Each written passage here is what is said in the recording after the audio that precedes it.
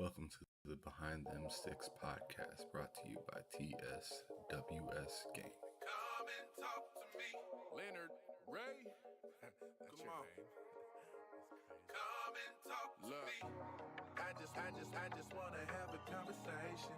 No, I'm not your type of baby. Listen, I'm just saying we can rule the world, just me and you. If you quit playing, won't you take a chance with me and have that conversation? I just wanna have that conversation with you. Come and talk to me. I just wanna have that conversation with you. Look, see we vibing and you know it's true. Baby, what it do? Do for me and I'ma do for you. No doubt about it, boo. See, I'm a Midwest king, looking for myself a queen. Ready to chase a dream with a dope self-esteem. You find it in all I know, and that's for real. You get to shaking that ass on the floor and I see what's real. No disrespect, I just tell it like it is. Do you ever want some kids? What your ultimate goals? Maybe I can help with those. The mo was broke when he made you a blessing. You looking like a whole buffet and I need some seconds. You say you had promiscuous ways, that was back in the day. I'll be alive, I say I did it, that shit was a phase. So baby, take this journey with me. You can pick the time and place, this nigga isn't picky. Smile on your face, I know the deal. Sign and deliver after seal. I can see it in her eyes, this one right here for real. I just wanna have a conversation. No, I'm not your type of baby, listen, I'm just saying we can rule the world, just me and you. If you quit playing, won't you take a chance with me and have that conversation? I just wanna have that conversation with you. Come and talk, yeah. I just wanna have that conversation with you. Lady, you so far ahead of these others, just like a ship on the horizon. Picking up on your vibe, signal stronger than Verizon. All the thoughts that I've been contemplating, ain't no time for faking or debating. You the one, ain't no mistaking. Look, I see you swag different. Always carry yourself like you ready, you on a mission. I had to know you, I'm tempted. I can see why you timid. Hold up now, baby, listen. Just take that dance with me, I can show you that there's a difference. I'm locked in. I throw away my player ways because you pop in. A shooter always shoot a shot. With you by my side, I guarantee we'll reach the top.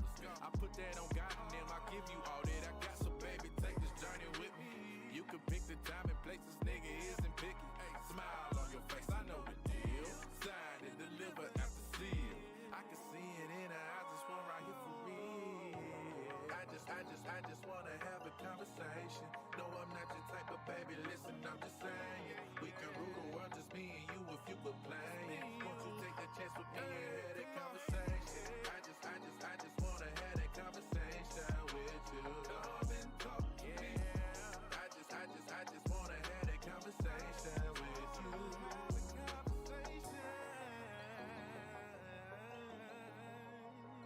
Come and talk to me.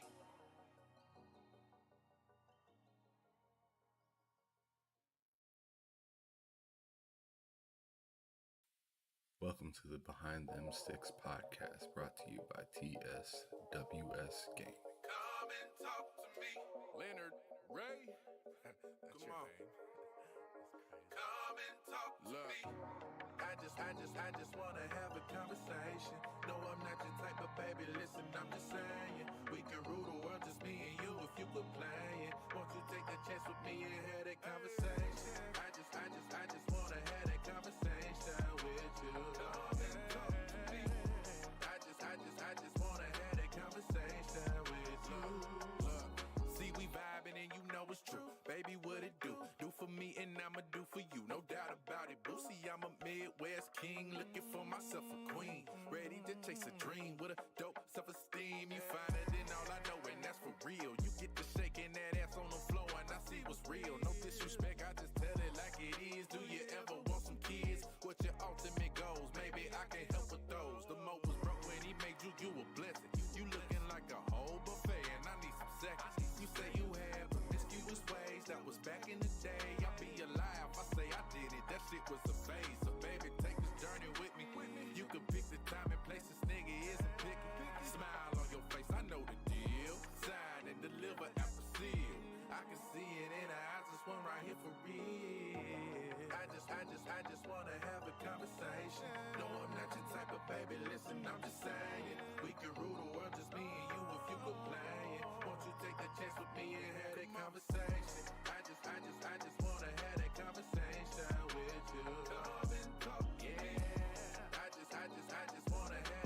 2, 1. What is cracking, everybody? Welcome to another fantastic episode of Behind Them Sticks with your boy Ham Solo 05 Gaming here with you on the TSWS Gaming YouTube channel. Thank you so much for those of you that are tuned in right now watching this. And of course, thanks to those of you that are tuning in after the show has gone down. Let me go on ahead and give a shout out to a few of the people that are already up in the chat making some noise. That goes out to Blind Giant 808. He was the first one up in here. We got Batman is not a superhero click saying, what up, what up? Fuzzy is the homie in on tonight. Yes, absolutely, Mr. Click. I still like Booty Hunt and Click. I think that's a fucking phenomenal name. But anyways, continuing on, Mr. Ray G, what's cracking? Thank you so much for coming back through, Mr. YouTube member of my channel. Thank you so much, Sergeant Sentinel Gaming. What's cracking? Good to see you, Steve. Dragonheart Yobi, another fantastic member, coming through saying peace, love, life, as always. Thank you so much for you guys pulling up. Make sure you guys hit that like button. Share this out. Let other people know that we are finally live. As usual, you know your boy got to be just a little bit late. Just a little bit. I always am. Just a little bit. But anyways, happy to have our fantastic guest here today that I've been looking forward to speaking to. And I tell you what, I'm curious as to how he was kind of raised up in gaming and how he landed on being just known as the racer guy. Even though he plays all sorts of different games, he mains racing games quite a bit. So without any further ado, Mr. Fuzzy Belvedere, welcome to the show. Thank you so much for coming through. Hopefully your day is going very good, sir. I know that I am happy to have you here, brother. Thank you.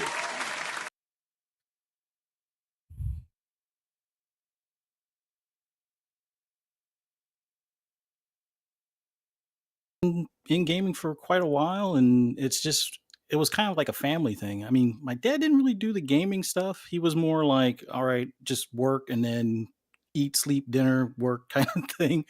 But my sister, my brother was a programmer, sister was a nurse, but they were much older than me when I came around. So they already were either into gaming or computers and whatnot. And my mom was always into gaming. Like, one of the first things I can remember was like the little mini Pac-Man, the Tomitronic thing. Mm-hmm. That was one of the first things we had in the house. And then my sister had her Atari 2600, and um, we had like the little portable. Some of them were Nintendo, some were like I don't even know what brand they were. There was like an Inferno one, a Fireman one, and a whole bunch of other ones, like even little car ones where it was just basically the car slide back and forth kind of thing. But man, just been always had access to gaming or computers, and grew up in a family of, high up on electronics, cars, and uh, everything basically. But cars and electronics are kind of what I gravitated to, and the combination of two is video games. So that's where the whole racing thing comes in. But man, oh man. Okay. Okay, I got you. So I usually ask everybody this before the show starts, but this time I just kind of forgot and we were just kind of chit-chatting about real shit. So just to go on ahead and ask, what was the first console that you ever had just like ready and available to get down on in the household? The first one readily available was the Atari 2600, but it was my sister's, so it was like, only limited time because she would hog it when she'd get off from work kind of thing. But my first personal one was the ColecoVision. And I think Zaxxon, Donkey Kong were the first two cartridges we had. Well, I think Donkey Kong pretty much came with it. And then Zaxxon was one that we got along with it. And I remember Smurfs Paint and Play type of thing, which I was big into Wow. Smurfs being a little kid back then. So had that, and you could do like your own little storyboards and make your own little like cartoon out of it and stuff. So that was kind of fun. But the I would say, well, I would claim the Coleco because that's the one I had the most time with as far as a console. But the Tommytronic, The that Coleco. Wow. yeah, and it was weird how we went about getting it, because grew up in New York, in apartment buildings in the Bronx, and it's like you kind of believe in Santa, but you don't have a chimney, so it's like, where does he come in at? So it's like fire escape, So okay. how does motherfucker break into my house? So it was one of those things where my mom and brother took me to Toys R Us, and we were going to get stuff for like some of my cousins and things like that as well. But I remember he went off somewhere, and my mom was like picking out like board games and things like that. And he had like this big box, which I didn't really see, and it was already bagged up by the time we got on the bus. So New York, everybody, it's easier to take public trans. So on the bus, he's got the bag all covered up. I just know it's a big box, don't know what's in it, type of thing. And then a couple of months later, it's pretty much under the tree as the ColecoVision. But yeah, that was my intro of my own into gaming kind of thing. And man, I've been hooked ever since, kind of deal. I'm gonna make this a theme as part of as I ask you questions about different generations. When you first started getting into gaming, what was the first best racer you got? Pole position was pretty good arcade wise, and then the representation they had on the Atari. But I want to say, hmm, I don't really remember racing games on the Coleco. So I want to go to like when I got my Master System. Well, so fast forward probably like I guess it's like 4 or 5 years. Okay. Outrun is a hit for me in the Mm, arcades, and I just had to have the Master System because all the arcade games that I love from Sega, Afterburner, Outrun, Space Harrier, and all that, I could get those. Now, yeah, they didn't really look like they did in the arcade, but it was like one of those have to have. So the earliest version on the Master System, Outrun, was always my go-to. And it's not a real racer per se; it's more of like an arcade kind of thing. But it was always sure. fun trying like different patterns and beating the clock and all that It's like stuff. cruising So USA with skill. yeah. But that was, I would say, the one that sticks with me the most up until probably the '90s when I got into PC gaming type of thing. Outrun was huge for me, and then Daytona USA was another one, but that was also mainly arcade. I think I had that on the Saturn eventually, but I don't think they really had it on cartridge until then, type of deal, or had it on like Genesis, or at least I don't remember it being on Genesis. I could swear it was probably on Saturn for me on that one, but yeah, Absolutely. Outrun, top notch. Well, shout out to those folks that walked in just recently. We got the blue one that just came through saying what up. What up, my boy Fuzzy? He's saying Fuzzy's up in town. What's cracking? We got Sir X Man that just came through saying what's up. Good to see you, brother. We had whatchamacallit, Sergeant Sentinel Gaming say Fuzzy keeps an eye on racing games all the time, and being a fan of the genre, he's one of my go-to guys when it comes to racing. So that's phenomenal to hear. That's good stuff. Ray Awesome, Cheese awesome. says, what was he saying? Oh yeah, he said, cool. First time we got a racer gamer on here. So yeah, I'm interested to tear into this a little bit. Dark Optimus, what's cracking? I see you just came through as well. Good to see you, brother. So going from the ColecoVision, the early times that you had, I usually like to transition and ask, because that I usually think people's first console is kind of like a taste, almost like an appetizer, right, into Mhm. getting into gaming. I want you to tell me the first time that you noticed like dinner was served, like the fucking beef is on the table. This console right here is the goddamn devil. Which one? Which one is that one that just like pretty much like every time you got off of school, you just heard it whispering in your ear, or your mama says it's bedtime, and you just like shut up. Like which console was that happened? And by the way, y'all that came through, hit that like button, share it out, brother. Appreciate it. But continue, Fuzzy. Yeah. That first console for me was the Sega Genesis. Like, I loved the Master System.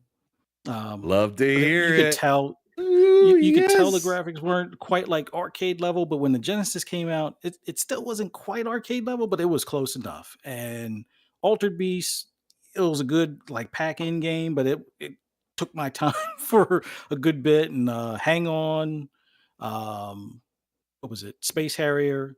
I think they had Afterburner 2 at that point, which that one I think was as close as you could get to arcade until I guess the Saturn came out. Mm. Outrun again. So I wound up basically buying a lot of the same titles again. Shinobi was another one. Um, I don't think I played Alex the Kid. I'm pretty sure I didn't play Alex the Kid on that, If but you I were think a I had racer it. fan, you had to Yeah. have played Road Rash, brother. Yeah, yeah, because that one, and I think I played that in a couple different spots. I may have played that on Genesis, or maybe it was when they had the 32X version or something like that. And then I wound up eventually playing it on PC, and it was one of those things where it's like, oh, so it's not just about outrunning them; it's like knock them out of the way, like Yeah, almost like Ludacris is all like move, bitch. But yeah, absolutely. that was the change or the transition where it was like I wasn't quite into sim racing just yet, but that was like a definite like eye opener as far as like a game that I could spend hours and hours if my parents would let me just playing the heck out of that game. But there were a couple other ones like on the Genesis at that time, but I wound up getting the 32X and the Sega CD, Wow. and This man then had the Tower of Power. Shout out to well the the Tower of Power. I love it right here. I love this thing. It's sexy. Now now my parents took care or hooked me up with the getting the Genesis and the Sega CD. I actually saved up all of my allowance in like birthday and Christmas money over like a year or so to get the 32X because I think my dad was like, that's enough. I'm not buying you another couple $100 piece to add to this thing type of thing. But sure enough, Luckily, that got the was it. 32X. Yeah. And I got Doom, I think was one of the first ones that I got. And Hmm. that that classic, like I think I even remember playing on PC, although the PC that I had in between at that time, it was almost like an Intellivision gaming console, but with a keyboard. It was called the Aquarius, and it wasn't really a PC, but it had access to This the is what same he's games you talking can get. about, y'all. This is what he's talking Yeah. about. I wish 32X I still had all that Doom. stuff. Yeah, Bam. that game, there were so many hours I remember playing that, and then there were like either cheat codes or other things like secrets you could find to get more weapons and whatnot, and it was just nonstop playing that for a while. I forget some of the other 32X games I had, but man, Madden or what? No, Joe Montana. That's what it was. Joe Joe Montana on Montana Sega football. CD. That was I'm not going to like grab that because the case will fall apart. I'm not going to go over there and touch that one. Those old Sega CD cases are just, you brittle. know. Yes, very much so. but but that game was like an eye opener as far as what the potential was with these consoles. Like I don't even think arcades were looking like that at that time when that thing came out on Sega CD. So it was like playing that, playing Tommy Lasorda baseball, playing just a good bit of the Sega Genesis library. But like for me, the main standout I remember, and it's only because it came out of pocket, was Doom, and then pretty much all of like their launch lineup with Alter Beast and Shinobi and Outrun and Afterburner and stuff like that. But that console, I thought I had it with me when I moved from my parents' home and bought my own home. And I went to look where I thought I kept all those electronics. Apparently, I don't have them anymore. So I'm pretty bummed about that. So I wanted to show the kids some of the nostalgia before getting like the little Nintendo Mini for them. And it's like, damn it, I can't find all these other games. And it's like, I know they're not really into it, but I'm like, I can't play Minecraft based on the graphics looking like that today compared to like the stuff that we had growing up. It was like, even the stuff back then, but I know it's a totally different game, but it's like, I want you guys to look at what I grew up on. And unfortunately, I didn't have my Sega to show them, but got one of those, the Super Nintendo Mini, and I think they enjoyed it until I beat them a couple times in Street Fighter 2, and then they didn't have any more interest in it. But yeah, I was a Sega kid. My sister was a Nintendo kid. She wound up making Oh, her daughter a Nintendo kid, rivals so my in the niece is a Nintendo. households. Oh shit. So it was always one of those things where it's like, okay, I'll play Mario with you, and then it's like, what was the? It wasn't Bushido Blade because that came later with the PlayStation One, but what the heck was it? There were some fighting games that, I mean, there was like the beat 'em ups, which I want to say there was Streets of Rage back then, or Streets of Fury, or something along those lines back then. But Streets of Rage was on that, Sega. That was mhm, definitely on like the Genesis and stuff like that. Absolutely. yeah. So that was the one that I would convince my niece to play on my end of things, and then we'd wind up playing Super Mario Brothers on her Nintendo. So that was like the trade off. So we each had a game that we liked on the other system, but I was the Sega kid, for through and through on that. So, Love but to hear it. Love to hear it. Because I was a but the Sega stat, kid through and through as well. I mean, I just love Sega. Um, got nothing crazy to say about it other than it's a shame that they don't have a console anymore that they take care of. But Sir X Man in the chat said I had virtual racing for the 32X. Was that something that yeah, you that rocked? yes, because it was. I think with virtual racing, that one was more of like an IndyCar racing game, and I was more of a closed wheel than open wheel racer, but I loved that game. And there was a game Man, that you're they so recently had specific. on. He said I'm closed wheel, not Well, open. I'm a God NASCAR fan, damn. so it's one of those things where the open wheel, you touch wheels, somebody's flying and they might wind up dying in the process. Closed wheel or like stock cars, you got fenders, you got bumpers to kind of protect you. So if you know what they call is rubbing is racing at that point. So you can kind of nudge people out of the way, not fully wreck them, but at least Yeah, you can either, let them know you're there. yeah.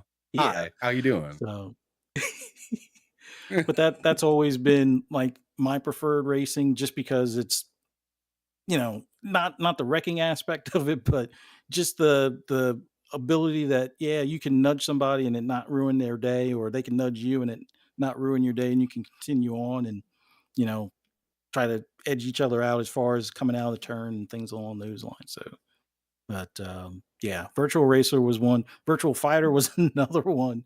um I forget the character names, but the drunk guy was like my favorite one, and I pretty much had all of those moves like memorized at one point, where it was like, oh, take a drink and then basically kick somebody's ass type of deal. But yeah, those that was the pinnacle for me as far as gaming. Up until I would say fairly recently, it's starting to kind of rival that to some extent. But back then, considering what was available and what was out and what Sega was putting out at that point in time, that it was like heaven as far as games were concerned.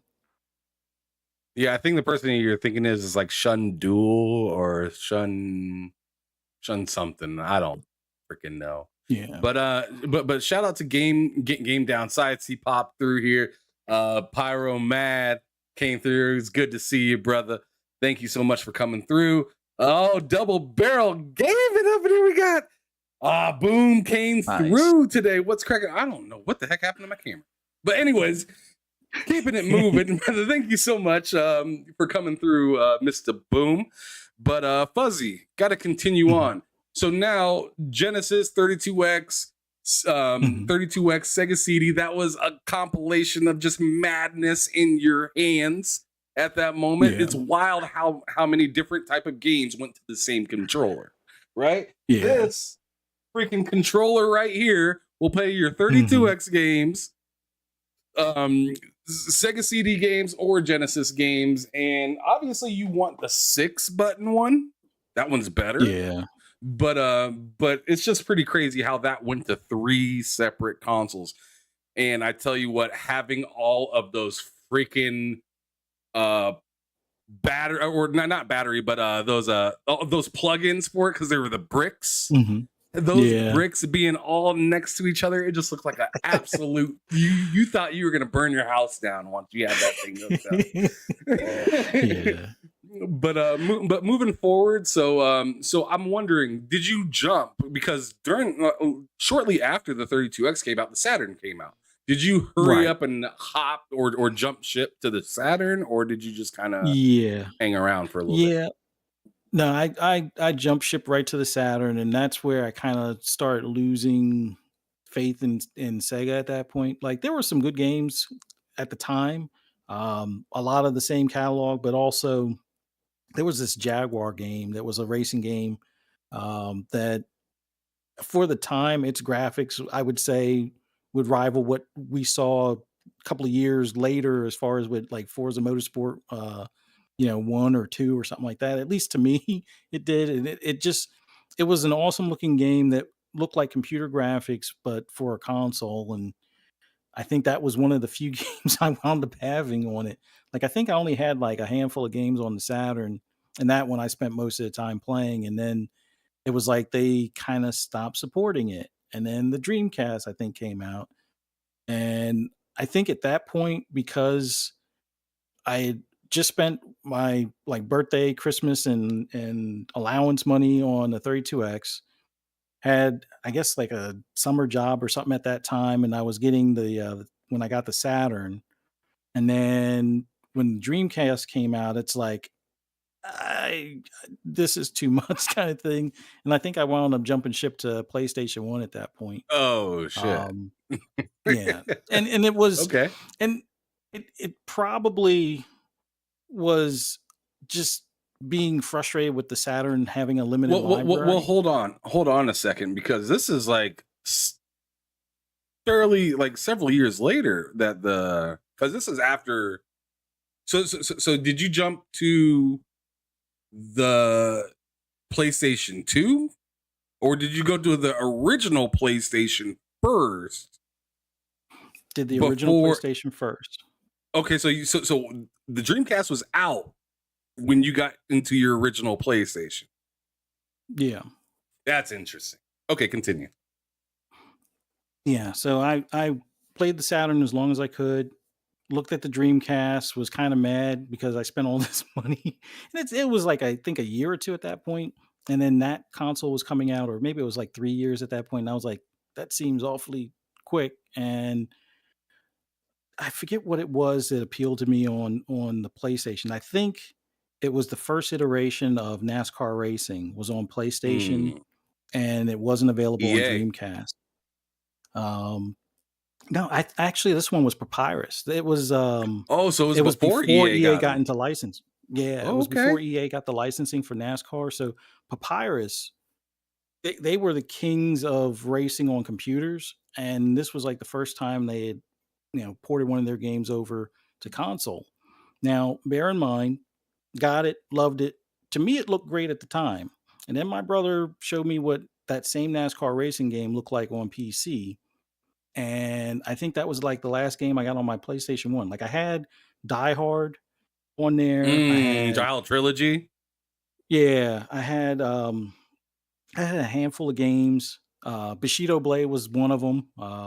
That was one me and my wife actually like later on, because she always like chopping my legs, so I'd have to limp around. But got her kind of into gaming with that one. But NASCAR racing on PlayStation 1 at the time, looking back, it probably looked like Test Drive in the arcade, where it was kind of pixely, but it was 3D models and stuff like that, and the tracks looked like they were fairly decent as far as the renderings. But when you look at it on PC, it was almost like watching the broadcast. Now, looking back, it's not quite that. It's still Right. pixelated Sure. and stuff, Those but things looked real to us back in the day, right? The football games were yeah. nuts. Remember game Oh day? yeah. You were just like, oh shit.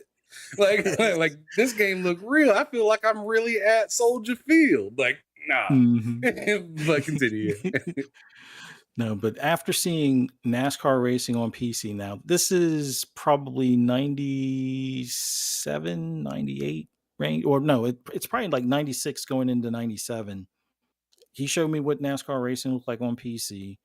I think however long it took me to save up money and then use the credit card or whatever, went and bought a Dell computer similar to his and got NASCAR racing on it. And then that was like, okay, I'm into PC gaming, and wound up falling in deep where at that point I'm working full time. I'm out of school doing my reserve time, on weekends, 1 weekend a month and stuff like that. Finished with schooling because I figure I'd go into the workforce instead of finishing out.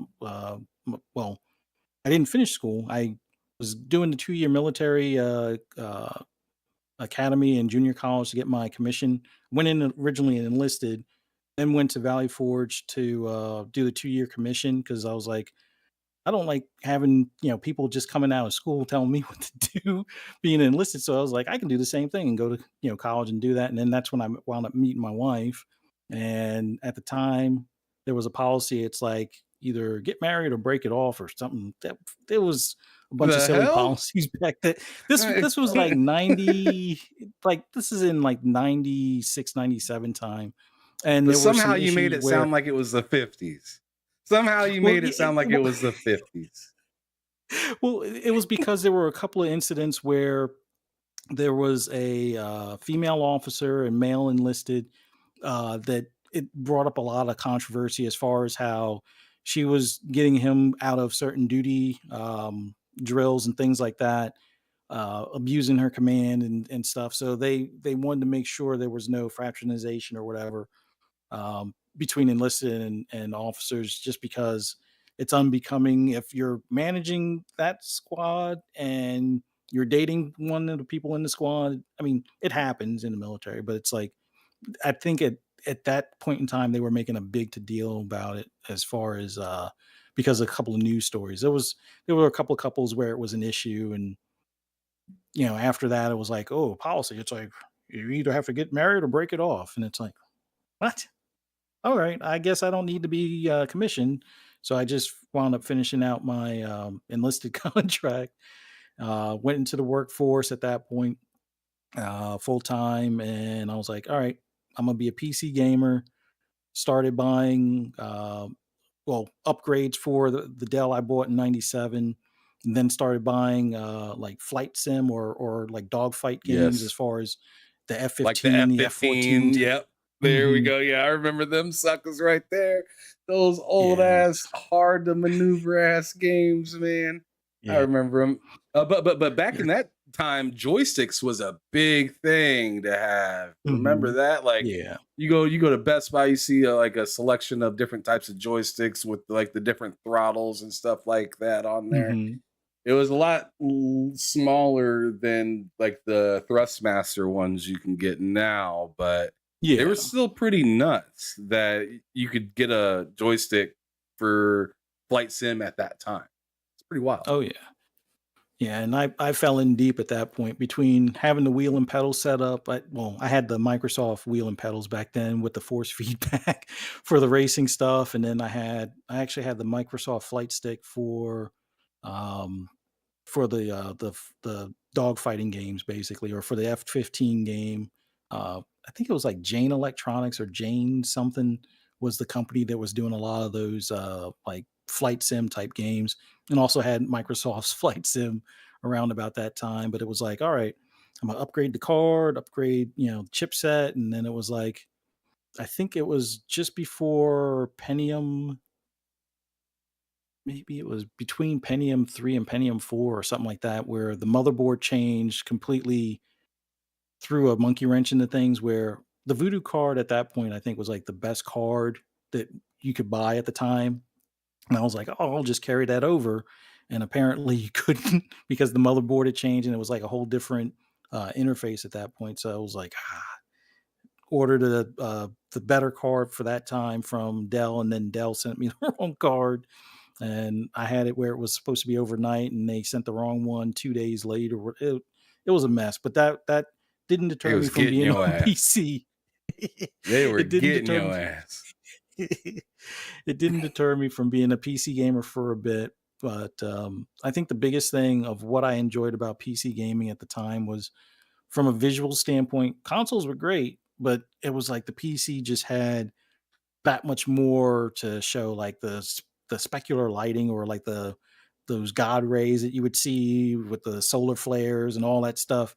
that was huge. So it's like, oh, I'm driving out of the turn, I can see it hit the windshield, and it's like, oh, I'm blinded like I would be in real life, kind of thing. And that stuff all appealed to me, and having the wheel and pedals and stuff. And the company I work for, we sold racing seats. Now the racing seats were geared for actual off-road buggies or real race cars, but I wound up buying one of those seats at my employee place, and then doing a setup where I had a stand for it to go with the wheel and pedals, and also had my racing seat and wheel and pedal set up, all good to go.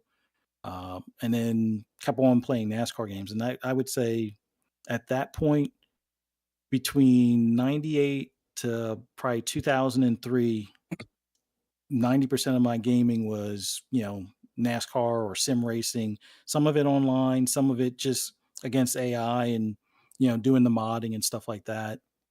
I made it so I could try to have it simulate lap times for the AI and myself where it was close to what you would see at the race weekend. And me being a big NASCAR fan at that time, going to some of the tracks and stuff, it's like, okay, the qualifying times were this.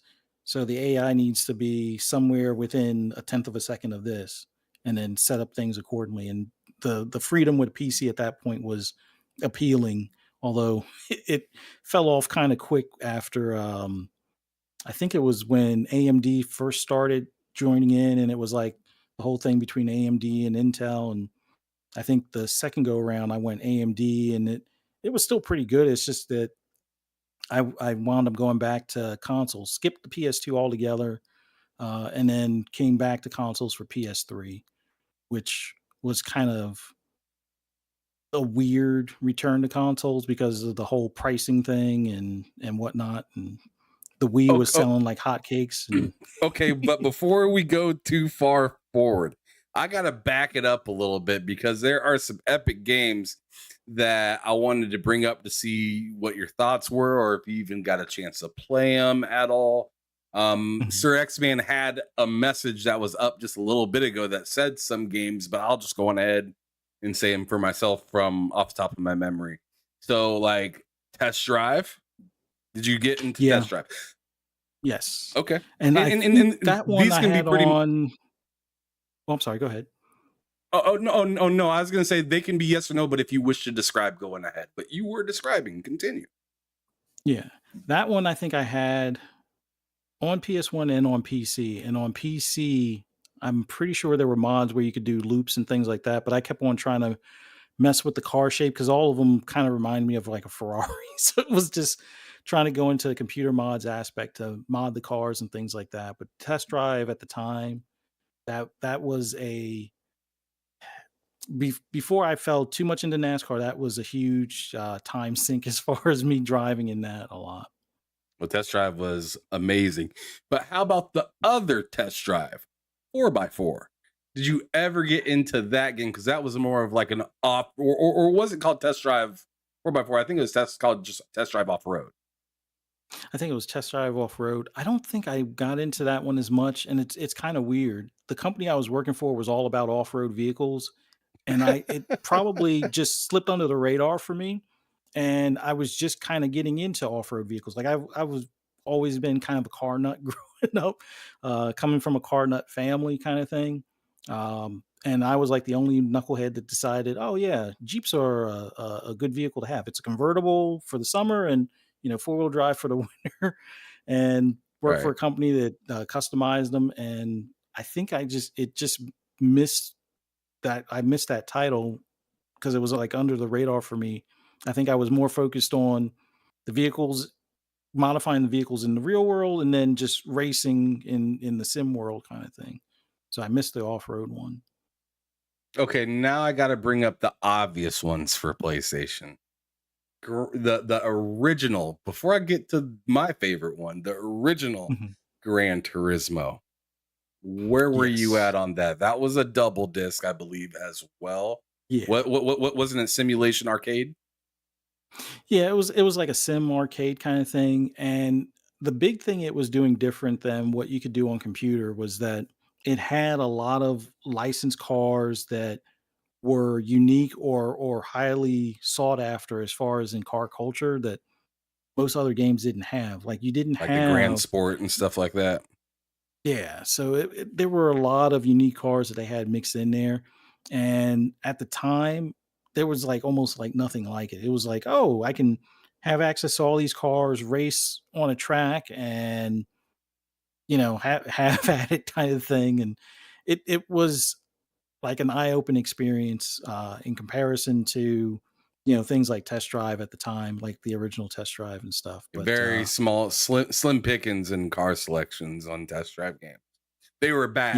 badass and it was Oh, yeah. fun, but it was slim Mhm. pickings for the cars in Yeah. test drive. And then we go from Gran Turismo 1, which which was fantastic. But then my favorite one for that generation was Gran Turismo 2. The car selection Mhm. in that was insane for the time. Now that one, because I think that was PS2, that one I No, that was PS1. missed. That was PS1. I gotta I Gran gotta Turismo check to see if I 3 A spec was okay, PS2. 2. Alright, so that's the one I missed. I probably have Gran Turismo 2. That one, I think the biggest thing, like you said, the car list grew, um, and then they got more creative with some of the tracks and things like that.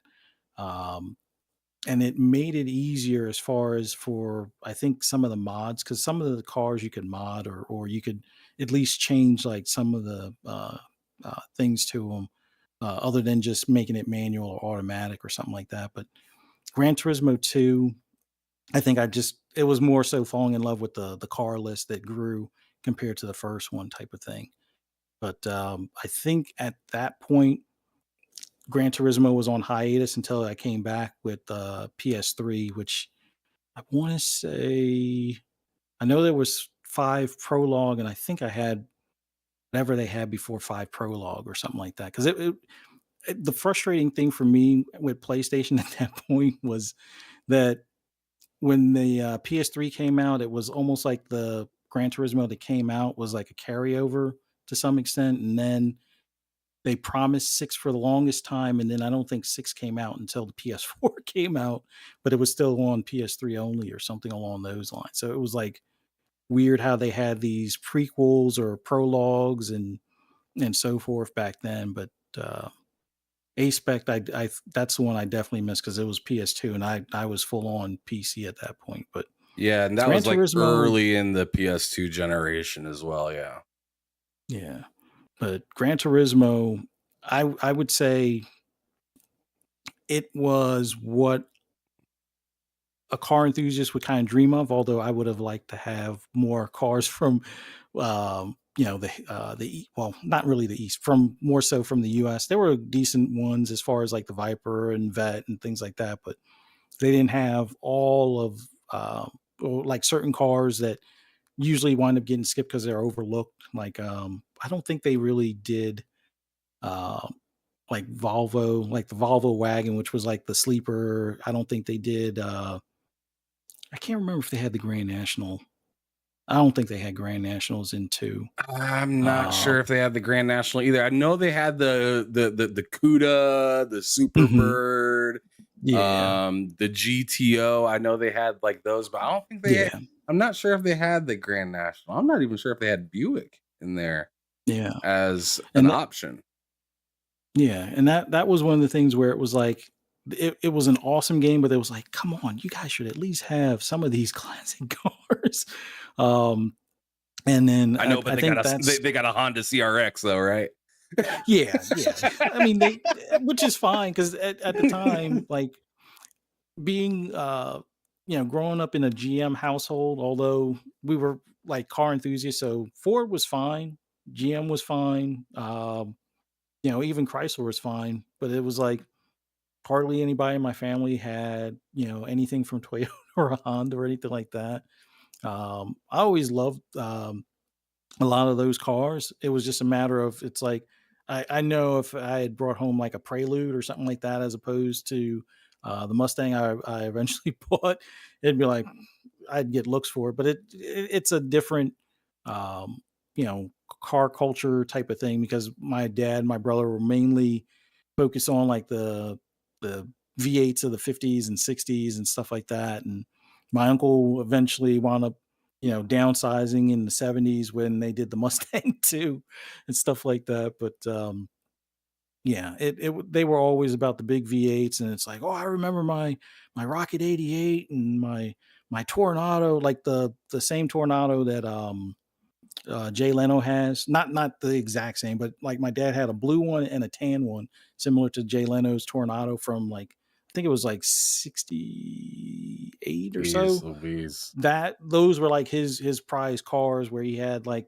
who's your tires on, like it's supposed to be a luxury sport kind of car, but he's putting who's your tires on it Oh and shit. racing that thing at the track. So it was a little bit different, but yeah, that's why it was like, okay, I want to see, a racing game where it has like Grand National or a few other cars that aren't as at least at the time weren't as popular worldwide for car enthusiasts. I mean, they were more for a drag strip. They weren't really something you'd put on a track, but it was still a cool ass car, and it was one of those. It was like I want to save up all my pennies to get one of those. Never wound up getting the Grand National, but definitely have driven a couple of them in life. So, but man, it was like one of those dream cars for me at that time.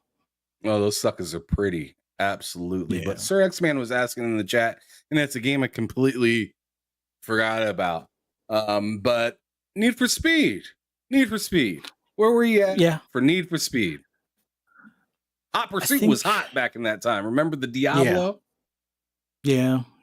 Or no, not the Diablo, the El Nino. That's what I'm Hmm. talking about. That crazy fake car that was in the game that everybody thought was like a real one. It was in, I Yeah. think it was in Hot Pursuit 2, I want to say. I'm trying to think, did I get Hot Pursuit too? Because at that point, I want to say I was PC, and I remember what was it, Need for Speed 3, and then there was like a city one. Um, I wasn't into Need for Speed as much until later, only because at that time, I think Need for Speed really came around during like PS2 and PS3, and I didn't hop in until like PS3 time. Um, and the thing that was kind of frustrating was it felt more like most of those cars were driving front wheel drive when they were supposed to be rear wheel drive. So I was getting frustrated with some of those cars. Now, the Evos were always awesome in that, being all wheel drive. Balance was great, cornering was great. Didn't really focus on drifting, I think, at that point, but Need for Speed, I can't remember the names of them, but it was like the one that was like in the city where the streets were basically always wet. And I want to say it was That PS3 time. I think that was Underground 2. The streets always seemed kind of wet in that game. And I think also I'm trying to think of the one that was for PS3, because Underground 2 was for PS2. Ah, man, I can't remember. Meh. It may have been Anyways, after Underground, but yeah, that for me, man, it these guys appealed calling as us far as out. being a car enthusiast, but it was like because I didn't really have access. I don't think they had Need for Speed on PC at that time, They or did. maybe it was. Or They did because let's I see. had it on PC I in must the have late had one of 90s. them on I must have had one of them on PC, and just because I had the wheel set up, I don't think I enjoyed it as much as I probably would now in comparison to the ones they have now. But Need for Speed looked great. It went with the whole Fast and Furious feel and stuff, but it just wasn't quite what I was looking for in like an arcade racer at that time. Like arcade at that point in time, arcade racers look great, but didn't feel great. So I kind of lean more towards the sim stuff at that point, just because of enjoyment factor from that. But Need for Speed, I want to say I'm pretty sure I had one at least on PC, and then PS3 was when I went back to playing more so Need for Speed and things like that. But it wasn't it for me at that point in time Wasn't a in big part of comparison. your history. Yeah. Got it. The last one I'm gonna bring up from around that time period, Game Down Sights, hit me. Oh, damn it! I forgot to plug that in. uh, Oh. yeah, Mhm. whatchamacallit, Game Down Sites actually pointed out Ridge Racer. Was that something that you were big into at all? Ridge Racer, I believe I had that for a bit, and then trying to think. There was another one, but that I keep it. The problem is, I would say most of the games I remember from a racing standpoint were more so PS3. So I remember all of the Motor Storms. Ridge Racer, I think, was one that I don't I don't think I played because I don't think that was PS one. Was that PS2? Oh, no, no. Ridge Racer was like one of the launch games for PS1. Like it was super old. I'm Ridge trying to think Racer, I now. think they had R4 on there as well. Which was also a pretty they were very arcadey games. Yeah, So if you're into sim racing, I don't see that yeah, I really probably being didn't. up your alley too much. But moving on, Mhm, you told me just now that you were rocking PC for quite some time. You said that you came back to mhm. console gaming during what, the PS3 time? Yeah. And part of it, the biggest part of it was the sim racing company that I was in love with at that point in time fell apart because I guess they weren't selling enough games. Papyrus from Sierra basically disbanded. And some of the people that were working on what would have been like NASCAR Racing 4, I think they would have called it at that point. When the project was canceled, they went and started their own thing, which eventually became iRacing. And because of it being like a subscription service, I was like, I'm not paying monthly for a game that I would just pay for once and then mod it as I saw fit. So the iRacing and online subscription model that they had at the time was like strange to me, at least at that point. So that's when I went and looked back at like the PS3. Now I still gamed on PC for like flight sim stuff and things like that, but I mainly focused on at that point the convenience of like I think it was like Gran Turismo 5 and Prologue and Motor Storm and what else did I have?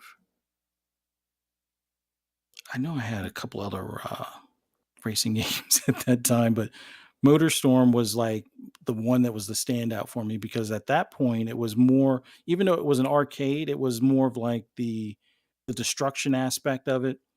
And I think the demo they had it where you could race online, but I don't really remember racing online for the first one. I just remember racing against the AI when that game fully came out. But They're the demo I think assholes. had I think the demo had multiplayer, and it was like one of those things where either they had to add it in later or it wasn't there at launch or something. But it was like the mixture of Road Rash and like a arcade racer where you could, if you're on the motorcycle, you're pretty much dead meat or could be dead meat with the trucks and stuff like that. But at least motorcycle versus motorcycle, you could kick them off and whatnot. If you're in a buggy, you could, run over the motorcycle, or if you're in a car or a truck, bump them out of the way or just completely run over them.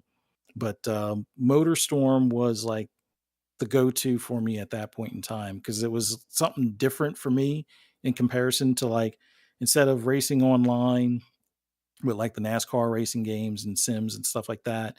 It was like, okay, you can pretty much play bumper cars to some extent and completely wreck the AI or try to avoid getting wrecked when you're the motorcycle or on the motorcycle and stuff like that.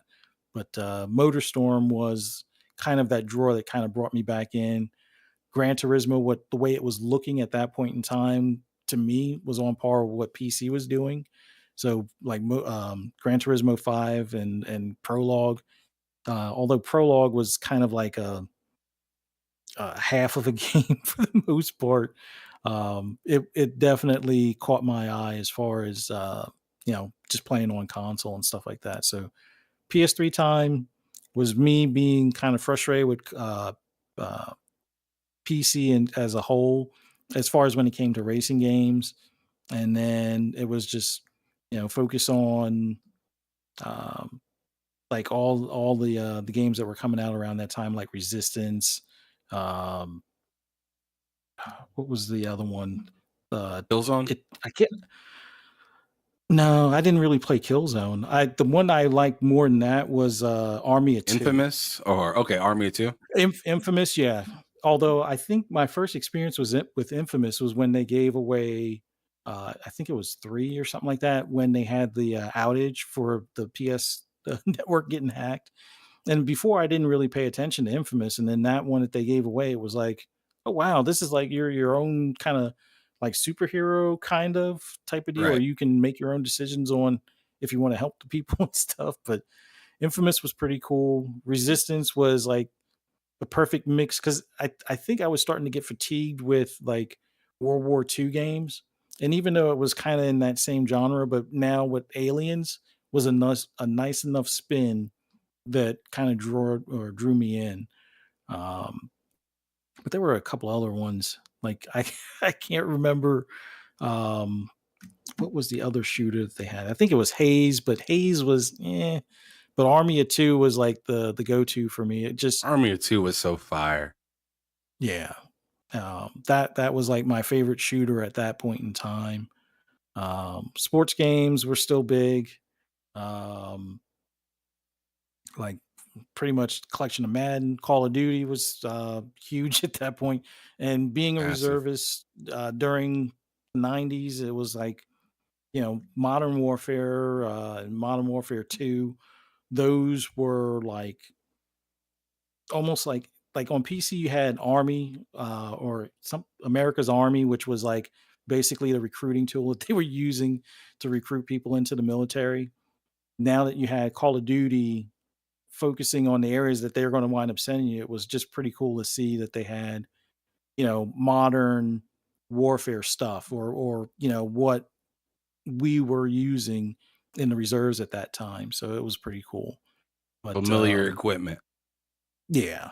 So that was like my stint on PS3, and then leading up to PS4, or actually just before PS4, I completely skipped the 360. And this is going to probably sound funny considering I'm more of an Xbox guy now because of Microsoft being behind Xbox at the time. I had a negative impression on Xbox as a whole, just for the fact that at the time Windows, what was it? ME was like the worst operating system for gaming. Like we went from Windows, I think 95 and Windows 98, I think it was like second edition or something like that, or all the way up to like second edition of Windows 98. And that was perfect. Like I had it down pat. Like I'm not really the biggest tech guy, but I at least had things figured out on how to set up ports, how to make sure you're protected against viruses or Trojans and stuff like that when gaming online. And then Windows ME dumbed down everything. It was like, oh, do you want? It was almost like you could only have like the home version of the operating system or something. It was annoying, and I figured enough, type of thing. And then I think Windows XP was the next one after that, and that was great. And then they had their second Mhm. edition, and Windows XP was Vista. great up until, yeah. And then they released Vista, which, talking to Kay Asante, it now makes more sense now. But at the time, I looked at Vista as like another, kick in the nuts as far as for gaming, because it always seemed like it made things worse or more uh, frustrating to set up in comparison. But it was more so them trying to force out the old hardware and in with the new, where like I said before, the Voodoo card at the time was the greatest card. And then when Intel did the new chipset change, it was like you had to change all the motherboards and all that moving forward. And Vista was kind of that way to kind of nudge everybody in that direction. So if you were trying to incrementally upgrade, it probably wasn't the best way to go with Vista. But at that time, once I saw what Vista was like, that was another like death blow for me with PC as far as it being the primary gaming space. But because of that, I completely ignored anything about Xbox up until that point, and it took until the end of the PS3 for me to start realizing, well, one, everybody at the office was playing on 360, and there was only like a small handful of us that were on PS3, and Grand Theft Auto 5 was the other big one that kind of made me pissed off with Sony with the whole cell processor thing. And when you don't have social media like you have today, everything is like with blinders on. Oh, cell processor is great. It's kind of like that Apple thing or whatever in there type of deal. And looking back at it, towards the later part of Grand Theft Auto 5 being on PS3, it didn't have sailboat sails. It didn't have flags blowing in the wind.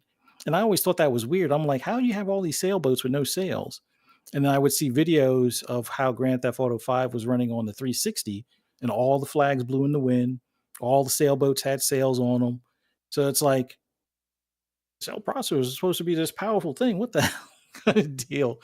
And I think I was just on the cusp of, jumping ship, getting the 360, and dumping my PS3 or something along those lines. And then the announcement for the PS4 came out.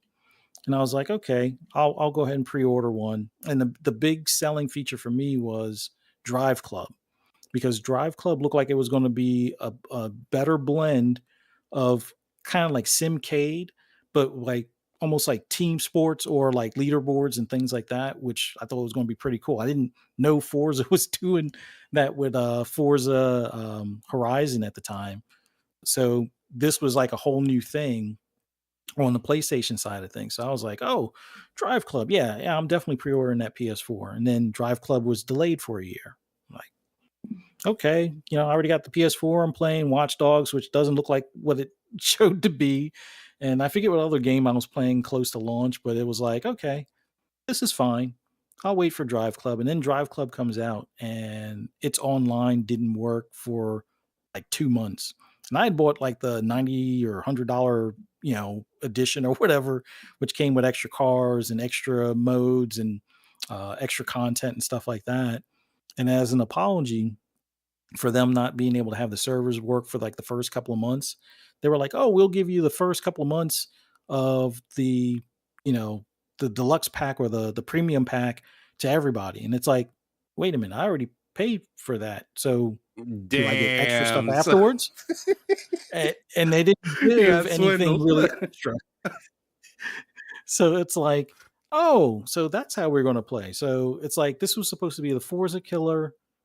It didn't work out after a 1 year delay for a couple of months. And then it was still kind of iffy as far as if you did a race, you would queue up for the next race and it'd boot you.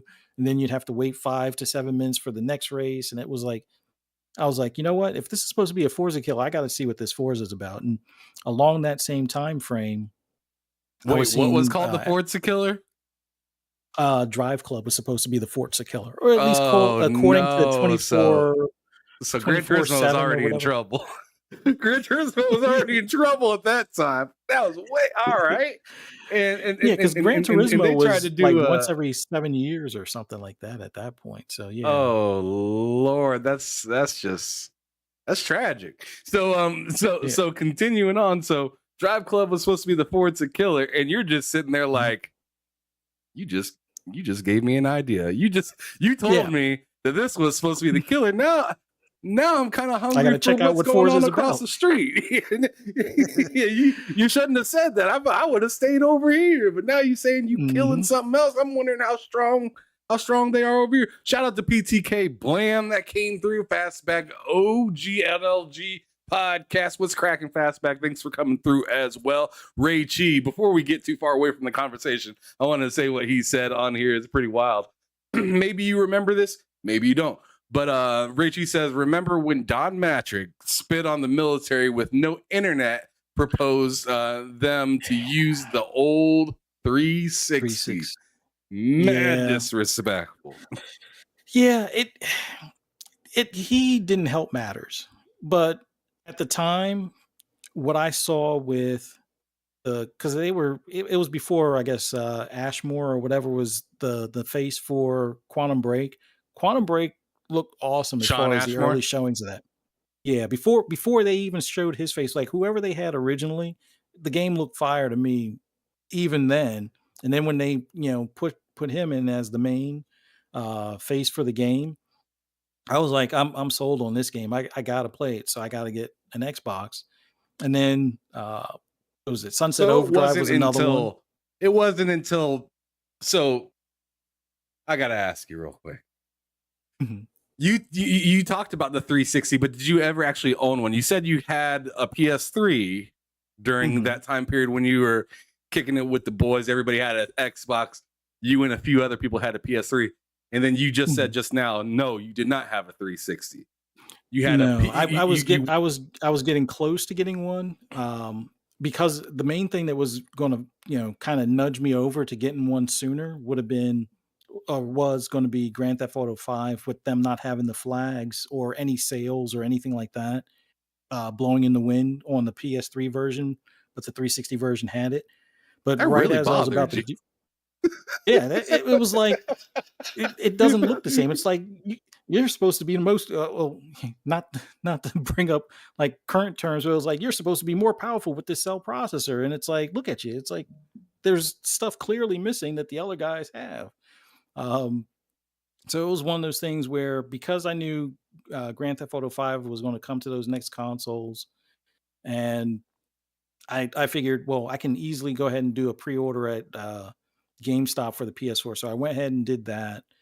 The Xbox, because of the whole TV, well, not really because of the whole TV thing. I didn't really want the Connect. So I'm like, at some point they're going to sell it without the Connect, because I just figured that there's got to be a way. It's like there's no way you're going to force that Connect and people are going to make games for it and you're going to continue to do that. I kind of knew even before they put Phil in charge that at some point that thing is going to be kicked out of the box because of what was going on. So I kind of waited on getting an Xbox One, held off on getting the 360. Um, but was loving what I saw as far as the games, where uh, Sunset Overdrive was appealing, Quantum Break was appealing, Dead Rising, which I was a fan of Dead Rising. Even on the PS3, I bought Dead Rising 2. Was hoping that at some point we would get Dead Rising 1, but that was an Xbox exclusive. But just seeing Dead Rising 3, and me being a zombie fanatic, as far as like as far as films are concerned, it's either comedy, sci-fi, or zombies. Those are my three favorites. And then horror films, but they can't be too predictable, is like the next genre I really like. But yeah, but with seeing Dead Rising 3, that was a must have. um Rise looked amazing for that time, and I still think it looks amazing as That's a far as a fact. game. So all of those games, along with Forza Horizon 2, which, Drive Club saying it was supposed to kill off Forza, I had to check out. Now, I saw Forza Motorsport 5. I didn't hop in at launch, or when I first got my Xbox to get it. I got it a little bit later.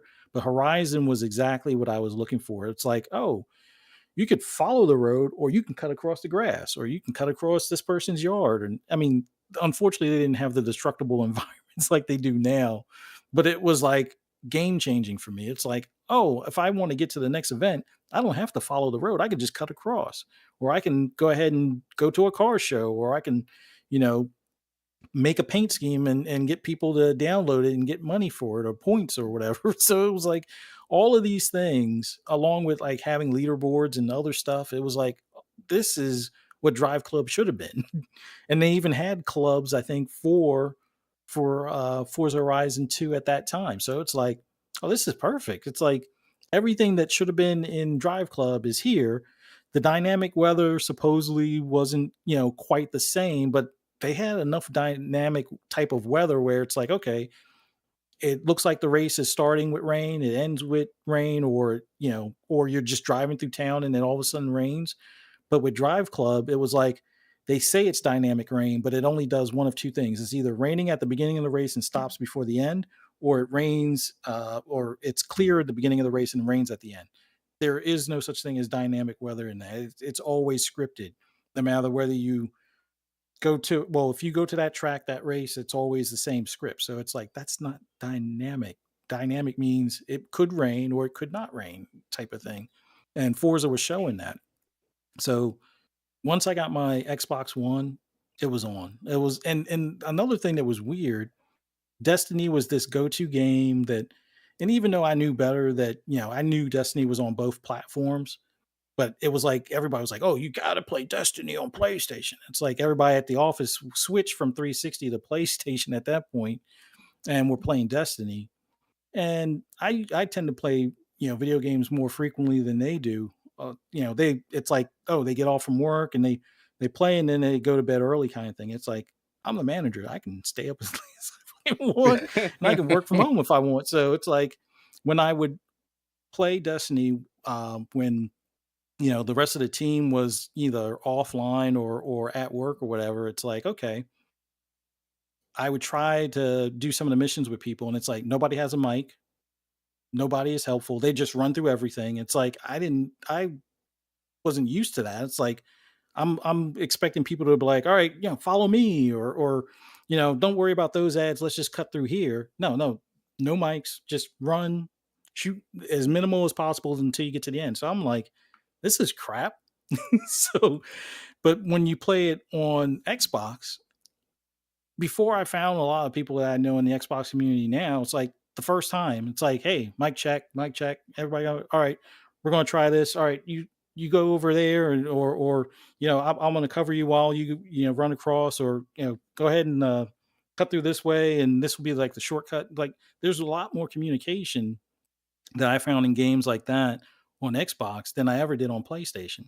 Try the same thing with the Division, and because of the way the beta went, I wound up buying Division on Xbox because it was like the same thing on PlayStation. It's like you go into the dark zone, nobody's saying anything. All you hear is clapping if they kill you.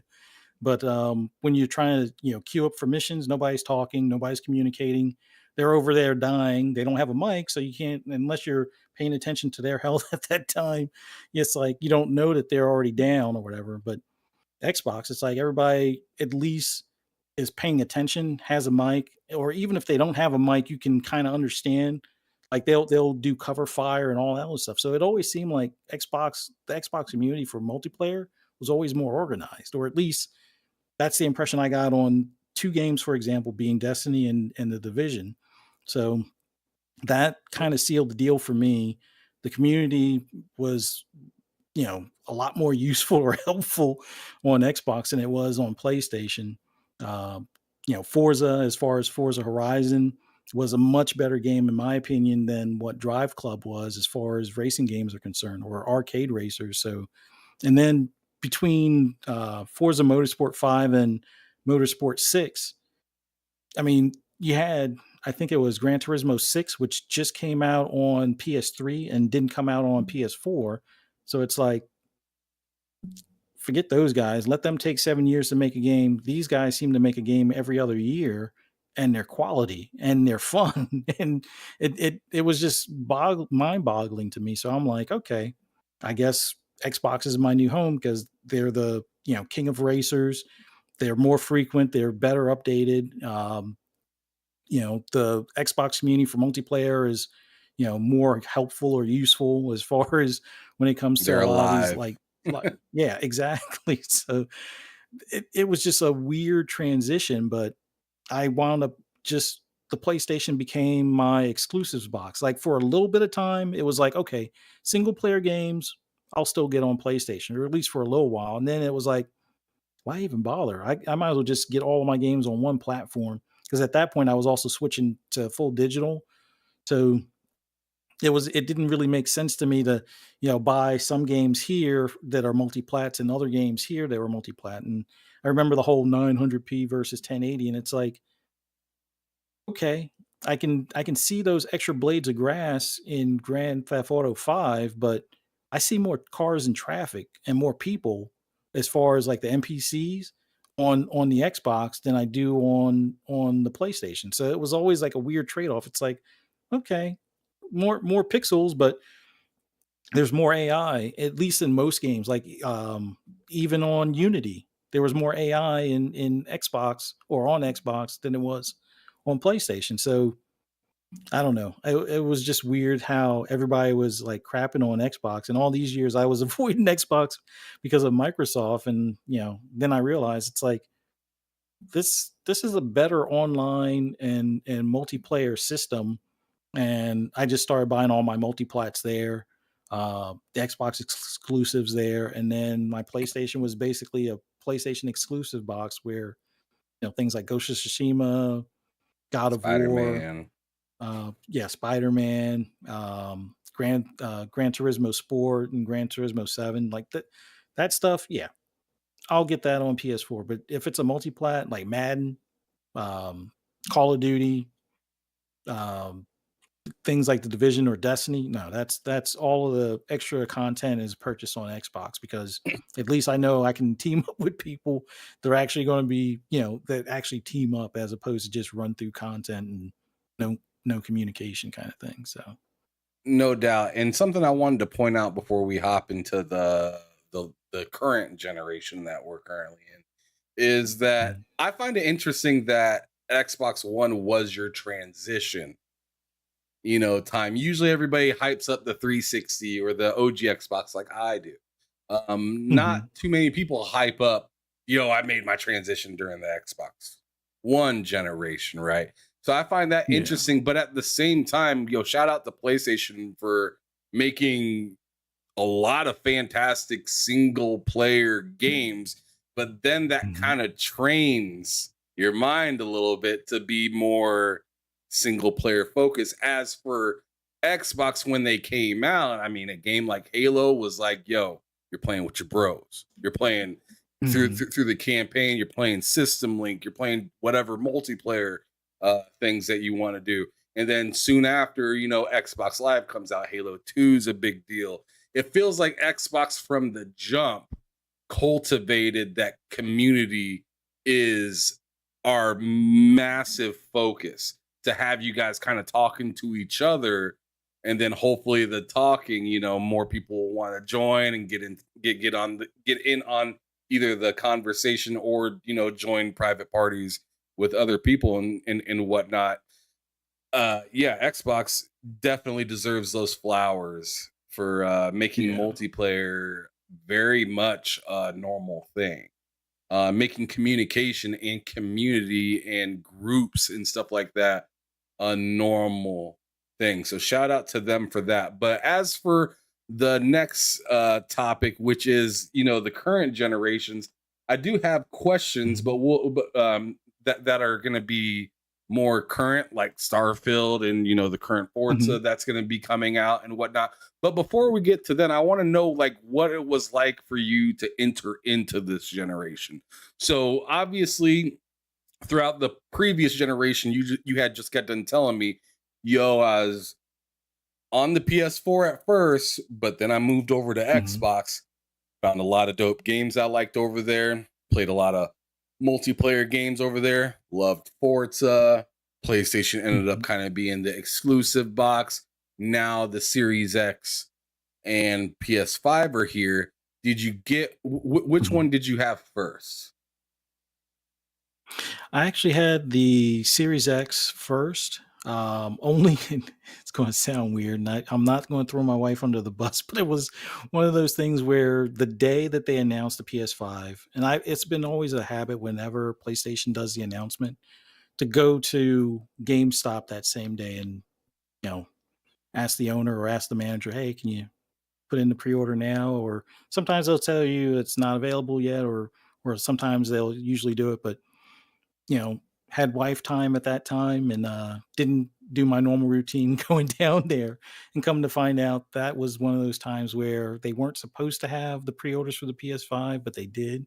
So I was like, well, I guess I missed it. I'll just pick it up on like Black Friday or something. But I got lucky. I know there was a lot of people that ordered their Series X online, and it was like a mess trying to get those carts, even if you did it on Microsoft site. But I got lucky. I ordered 3 consoles. I ordered 2 Series S's for the boys and then my Series X, and I was like, "I'm starting off with mine first, being selfish." And then I went and did a order for a Series S, and then people were saying, "Oh, if you order too many of the same console, they're gonna flag it for, scalping or something like that. And I was like, no, I got the second Series S order confirmed and everything. And then I called up Microsoft to make sure. I'm like, please understand, as you can see, the family account attached to that order. There's two kids there. Each one of these Series X's is theirs, and then the Series X is mine. So I want to make sure everything ships. And it was About your like, business. yeah, it was like the easiest online order I've ever had. Trying to do the same thing for the PS5 didn't work. So I wound up doing the camp out thing. Being, management, you can take time off or you can work remotely type of deal. And I don't think COVID quite hit just yet at that point, but it was one of those deals where, all right, I'm working from home and I want to make sure by 5 o'clock I'm in line, and I don't think I could make it because I had like some stuff I had to finish up at the office, or communication stuff for the office and everything.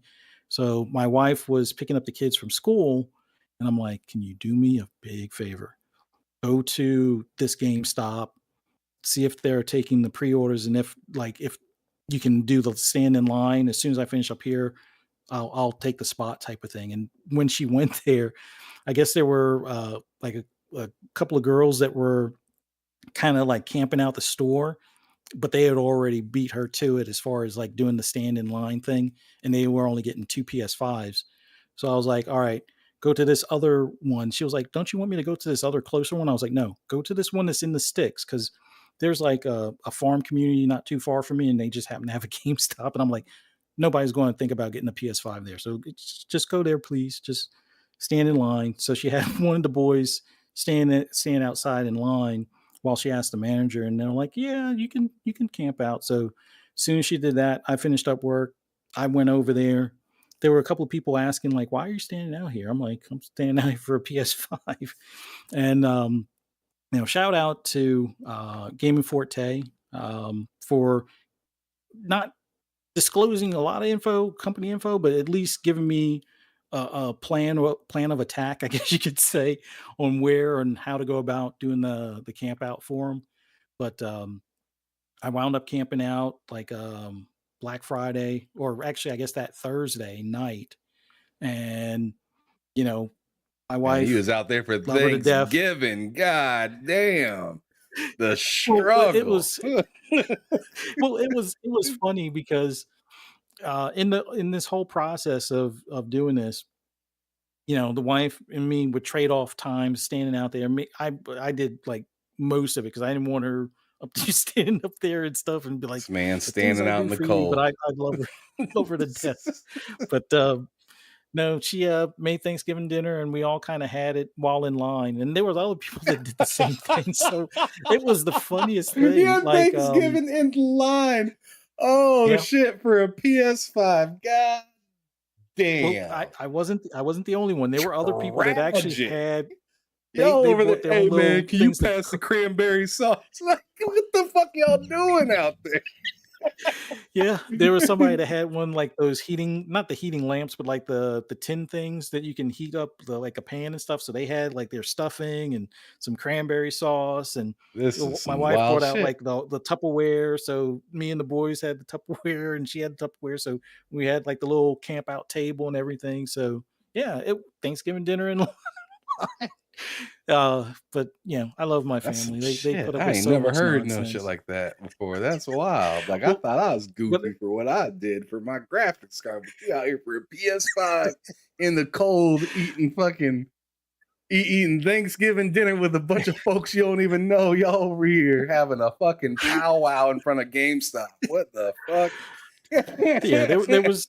I want to say there was like 5 families of us that were in line that did the same deal, but it was, I deep down I knew it was going to be hard to get a PS5 any other way. Like if you weren't doing the camp out thing, good luck trying to order it online with the bots and stuff, and or waiting in line for them to send it to their core fans or whatever type of thing. It's like some of the invites were based on gamer score, or well, not gamer score, but like your trophy level. And it's like, I kind of waned off after the PS3 as far as trophy level because I started transitioning. So it's like, yeah, I'm probably never going to be on that list. I think the email came like months later, but I was like, I'm fine with it. And then there were people who were like, well, how many PS5s they got? I'm like, there's two.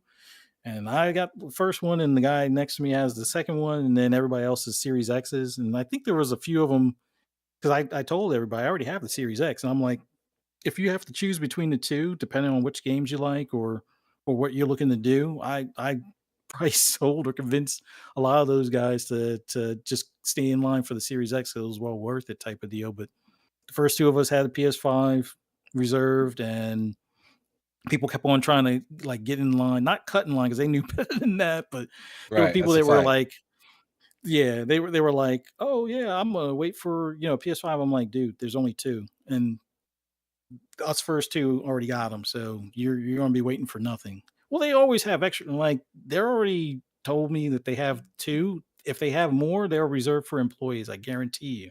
So Right. you're gonna waste your time. Now there's four Series X's, and there's three people here now that want that Series X. So you could be the fourth, or you can go home empty-handed. So it's like type of thing. But yeah, for a while, people were just line. Well, actually, it was like the morning before, the store opened on Friday that they were like, "Oh yeah, I'm gonna get in line for." I'm like, "There's no more left," and people started lining up, and it's like, "Well, how many they got left?" Like I told you, they got two PS5s, four Series X's. That's it. And when they opened up the store, it was like a lot of people were disappointed at that point, but we tried to tell them. But yeah, my wife puts up with my shenanigans and got my PS5 that Black Friday weekend, um, and been playing. I played most of their first party stuff, and then some of their timed exclusives. Like I bought Deathloop over there, I bought Ghostwire over there, I bought Kina over there, I bought Sifu over there, Gran Turismo 7, which I still play a good bit, Miles Morales with the remaster of Spider Man. I know there's Horizon Forbidden West. Haven't picked up God of War just yet, and haven't done the DLC yet for Forbidden West. But then again, I haven't finished the game. I'm like at the 80% mark or something. Man, I'm proud of But you yeah, because I couldn't. I mean, I beat the game, but like when I beat the game, I immediately deleted it. I immediately deleted it. I was just like, this guy's to get up out of here.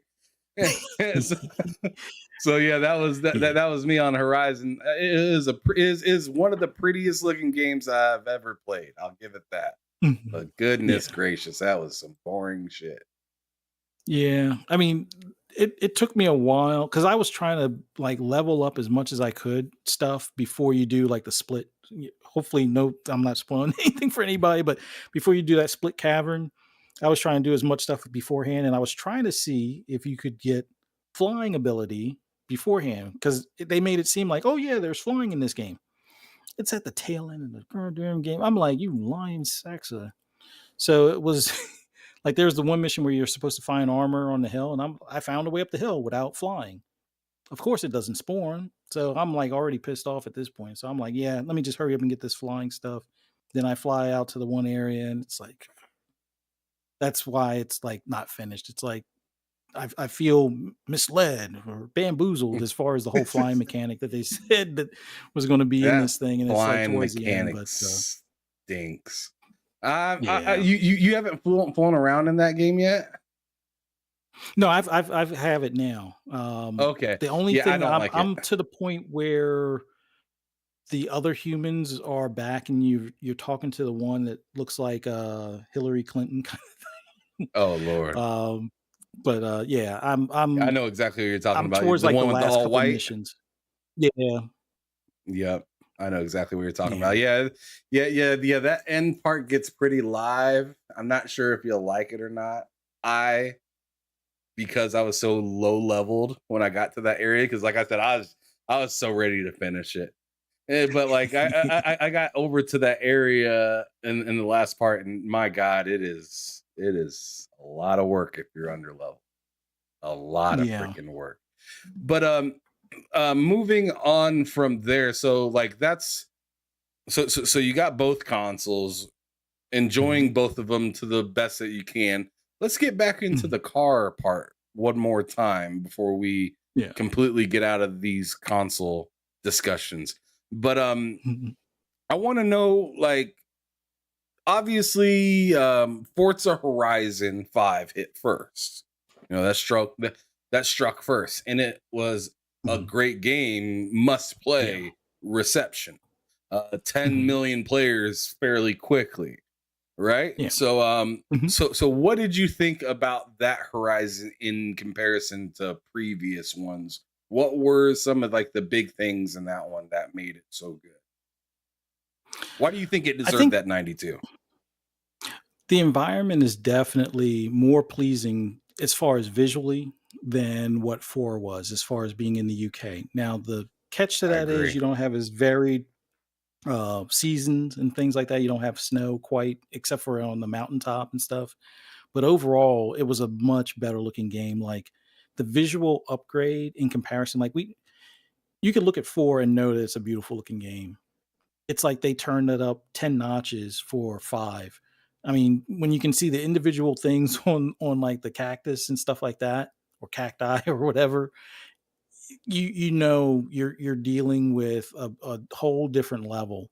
And even at like the performance mode level, it still looks beautiful. It still looks more beautiful than the traditional mode of 4 in the performance mode, because there's still the level of detail between the sky, the ground, things on the side of the road, the buildings, the detail in the cracks in the road, or when you go from pavement to broken pavement and stuff like that.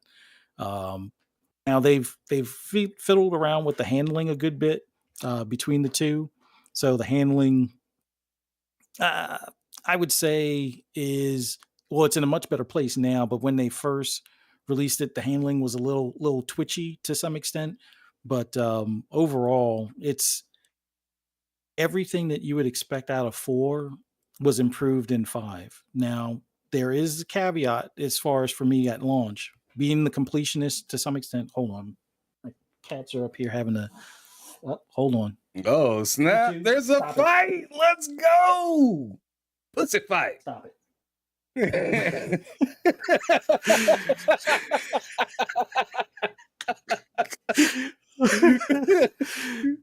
uh, it. Though, but with the what do you call them?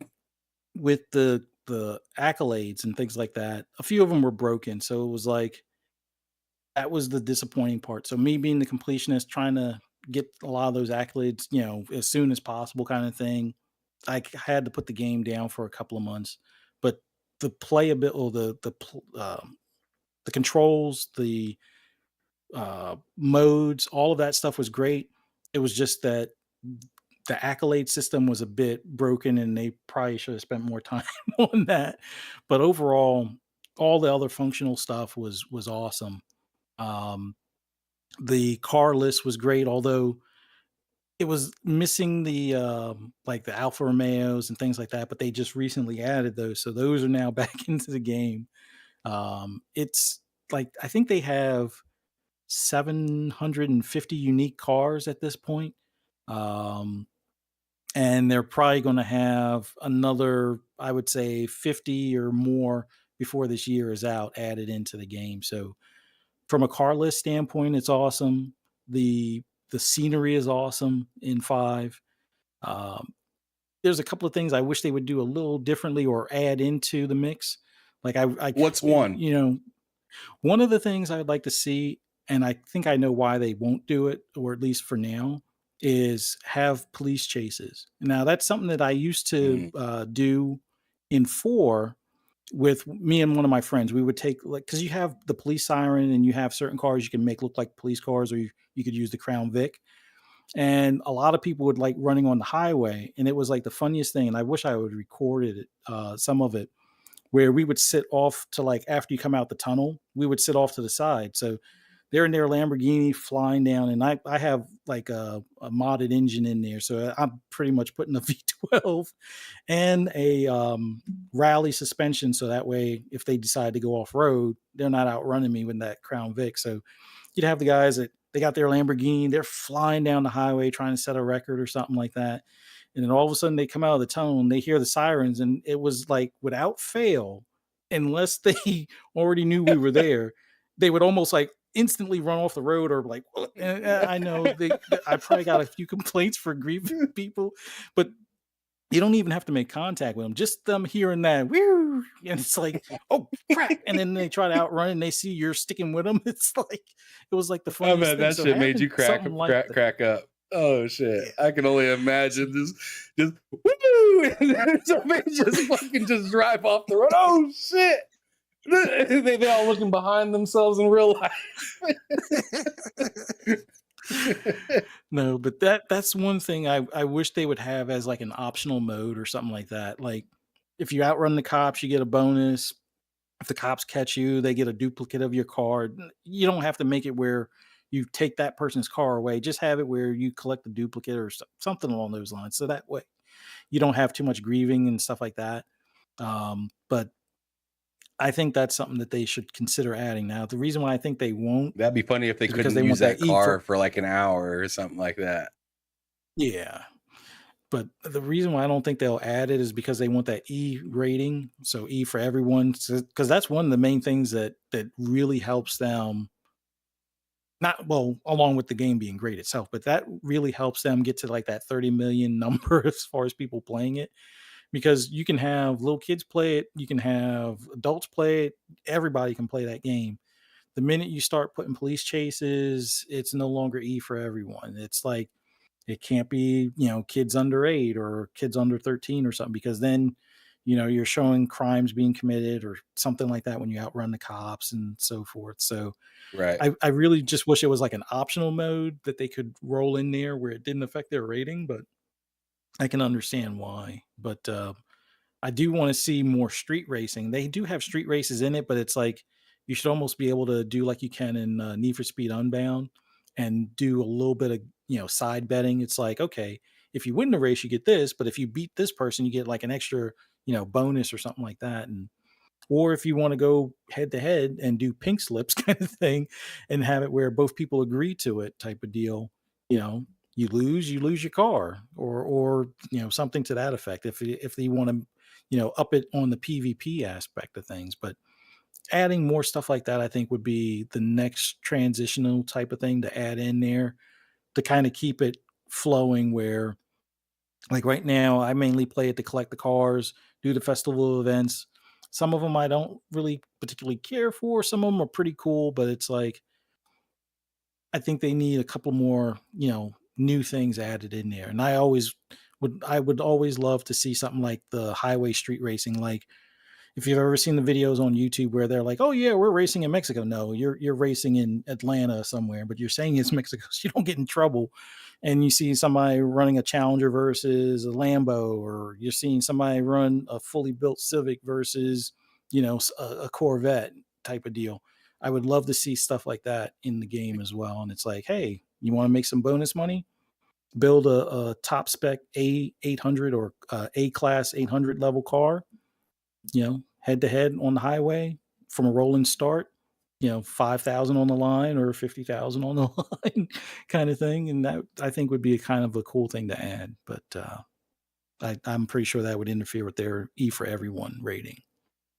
That's a big possibility. But moving on, Remake Station in the chat says the Crew One had some cool cop modes that were great in multiplayer Mhm. and very easy to get into. Did you get into any of that stuff on the Crew? I played the crew for a little bit.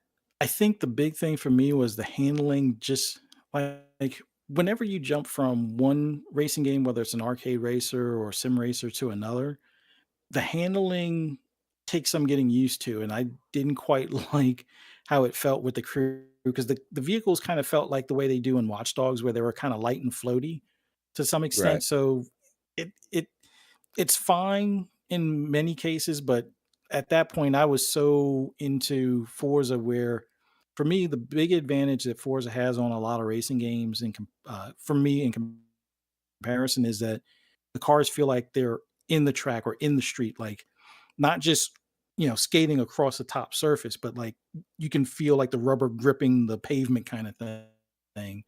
It just always feels like you can take the car 9 tenths and still have full control over it, kind of thing. And maybe some of that, well, you can, tune certain things down so that way you can, drift the corners a little bit easier, or keep it sideways a little bit longer if you want. But it's always fun in comparison to a lot of the other ones. But the crew, the big thing that they had was that map, that having it where it's like coast to coast, even though it's like a scaled down version of the US.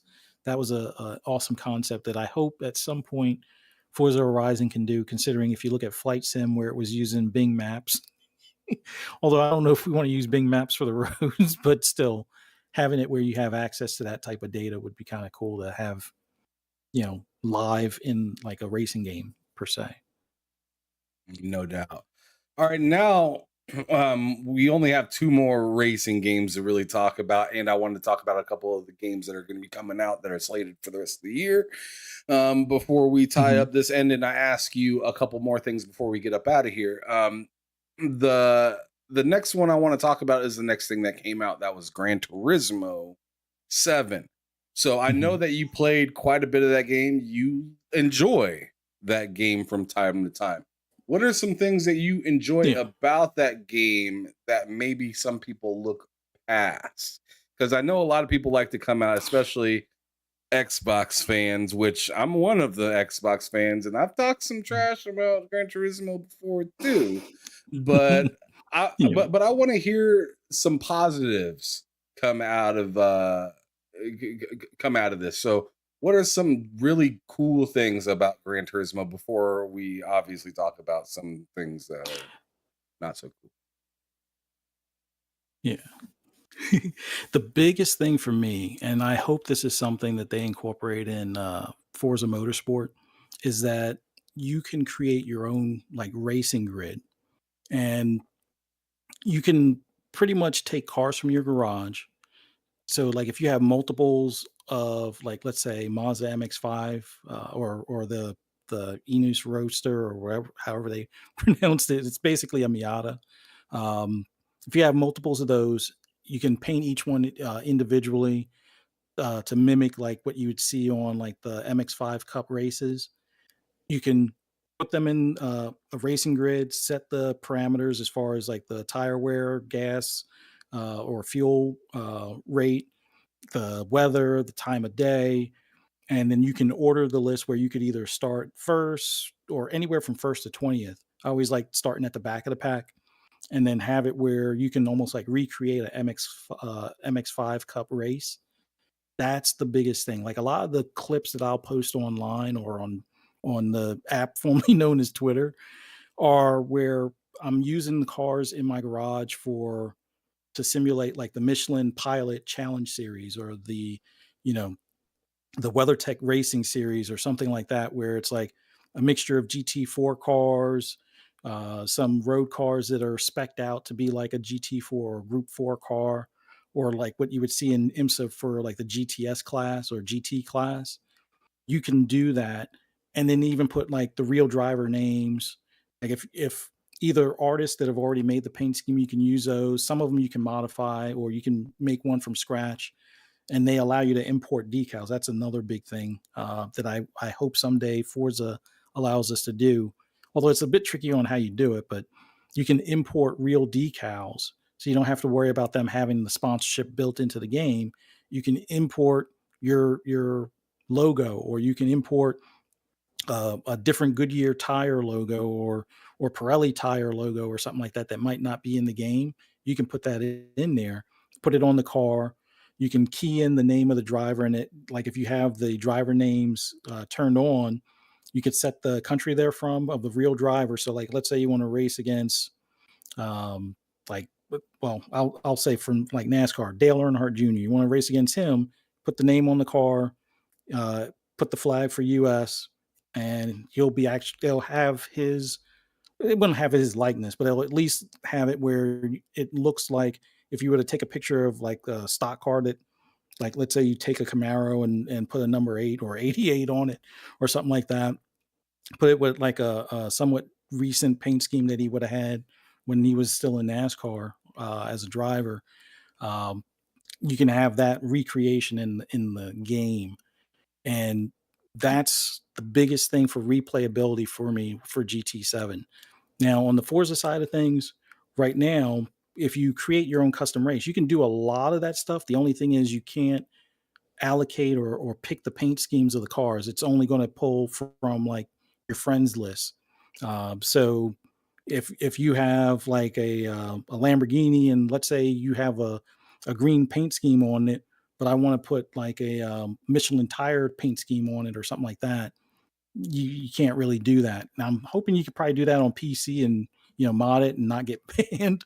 But right now, that's the biggest feature that appeals to me for GT7. Like the other stuff, it's the handling is okay. It takes some getting used to if you're coming from Forza. The best It way I can does. compare them, yeah, the best way I can compare them, like I said earlier, Forza feels like it's in the track. Like you have not a ton of grip, but you have more control, and the car is more predictable. With Gran Turismo, after playing Forza for a bit, it will feel twitch loose coming out of a turn. So you'll think you're doing the turn right, and then all of a sudden the car is spinning out, or it's twitching the other way, and goes off track type of thing. Or you get that slidey feel, depending on like the camera setup that you have. It'll feel more like it's sliding as opposed to you know sticking to the track type of thing. So those are things you can kind of tweak, but it's like unless you know to tweak them, it's always going to feel like you're on glass in comparison. But changing the camera angle, changing of some of the feedback and the triggers, which by the way, the biggest thing for a PlayStation guy that wants to try Forza and has played it on like a PS5 or played GT7 on PS5, you need to use an Elite controller. If you're not using a wheel, use an Elite controller on Forza, so that way you get the same haptic feedback for brakes and gas. Which I didn't know the regular controllers didn't do that. So all these years of me playing Forza and playing it on like an Elite controller, the biggest thing that I love about it has always been the haptic feedback. And then you know, GT7 was making a big deal about it, and it feels a lot weaker in comparison. So I'm like, what's the big deal? And then for the first time, just the other day when I was doing like trying to split screen on like Motorsport 7, um, and I tried it with a regular controller, I'm like, oh, you don't get that feedback in the triggers Right. when you step on the gas or on the brake. So I'm like, oh, okay. So basically the Elite controller is the way to play that. If you're not going to have a wheel, definitely the Elite controller is the way to go. So you have that feedback. Because I've always said, I get that same feedback in Forza, and I guess people were looking at me sideways like I didn't know what I was talking about. And come to find out, it's because I've been using it on the Elite, which I guess the regular controllers don't get that feature. But yeah, outside of that, as far as the replayability with the custom racing list for GT7, the import of stickers or decals is like the other big thing. But it's you can if you have the time, you can either make the decals in Motorsport fairly easy because their paint program is a lot better or a lot easier to use, more user friendly than the one in GT7. Or somebody's already made it and you can just add it. It's just that when you make the car, you can't share it if you're using a decal that somebody else made, type of thing. Gotcha. So that pretty much ties up a lot of GT7 for what you like. And I'm kind of Mhm. curious as to like some things that really bug you. And before I let you go, I'm going to tell you that one of the things that kind of bother me about GT7, I mean, other than the obvious, like you have to be online kind of thing, or Mhm. to Yeah. play to play single player simulation, which is weird. Um, um, Mhm. I mean, that's an obvious one, but one that I've heard other people say, including myself, having a problem with is like the wrecking physic feels like the same from like Gran Yeah. Turismo back on PlayStation 1. And then as well as driving in that game feels like you're driving the Mhm. track more than you're driving the car. Mhm. itself. It feels almost Yeah. like you are the whole road and you're just kind of sliding in between it. Um, Mhm. it's weird to describe, but I feel like you know what I'm talking. Oh yeah. Yeah. Now the rec physics, yeah, it's a problem. They are great on contact with the track and minimal contact off track. The minute that car is in trouble where it's going to flip or it hits a bump too hard or hits an obstacle too hard, whether it's another car or a guardrail, it's crap. I'll just plain and simple say it. It does not respond the way you would expect. It acts like a tin can that got hit with a wind gust kind of thing, and it kind of breaks the immersion. Now, the handling that you mentioned, I know exactly what you're talking about. There are some I won't say they're tricks, but there are some camera adjustments that you can make. And more recently, like within the past 6 months, when they added Watkins Glen, they also added the Forza camera. And when I tried to post it on there, people were like, Forza shouldn't get credit. There's been, other games that have it where you can view around the car. I'm like, I've played Gran Turismo all these years. It's never done this before. And then people are like, well, it was in like the test case for or in the beta for GT Sport. And I'm like, it doesn't matter. Forza's been doing the camera where you know how you can rotate, like if you do the outside view, you can rotate around the entire car, where Right. the car you can see like part of the side of the car as you're when you're taking a sharp enough turn.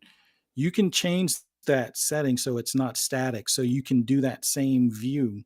So they've Yeah, because copied you're like that locked Forza in on the cam. rear bumper in GT7 Mhm. unless you do what you're talking about, which it feels like exactly what I was saying. Like you're driving in a track, kind of. Remember those car things that we used to have, like when we were little kids, where it'd make like the car noise, and you kind of just slid Mhm. the car from the left to the right.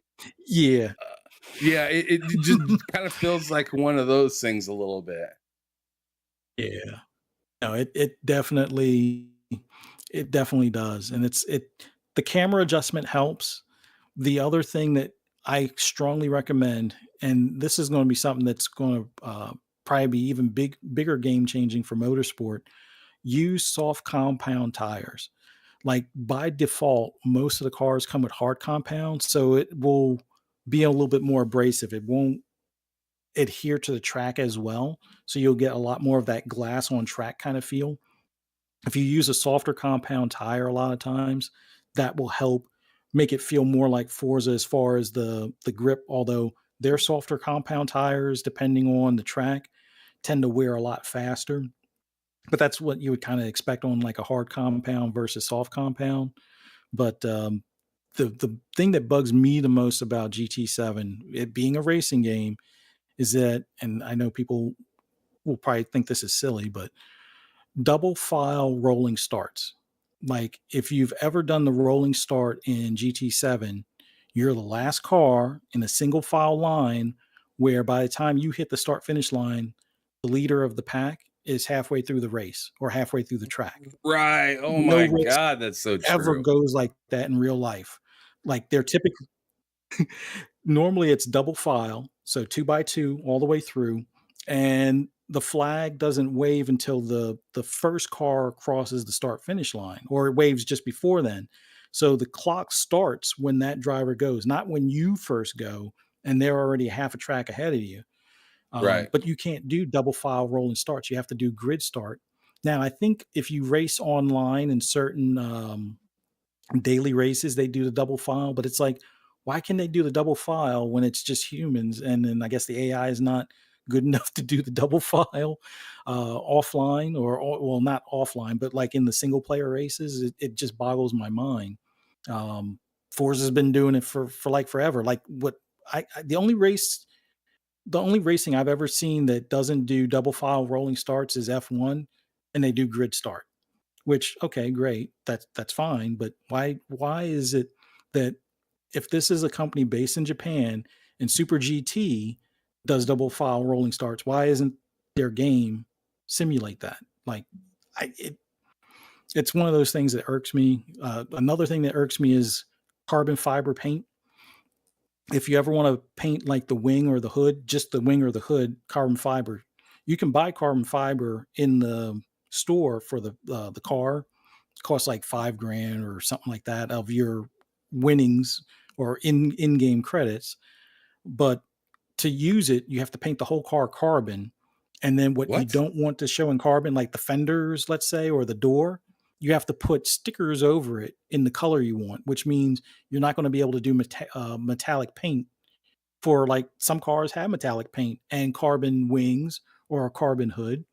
So Right. the only way to really get carbon pieces on your car is to find somebody that made a carbon sticker and then stick that on the hood instead, which I don't know. It's like most backwards painting process. And their tinning window process is kind of weird. You have to create like a black square and then change the opacity on the window, which they at least they do have window stickers and things like that. But it's like to tint the windows, really, I got to put a black square and then turn it down to 50% or 10% opacity or something like that to make it look like it has tinted windows on the car. It's just boggling. But there's a number of little things, but the double file thing, being a racing fan, that's big to me.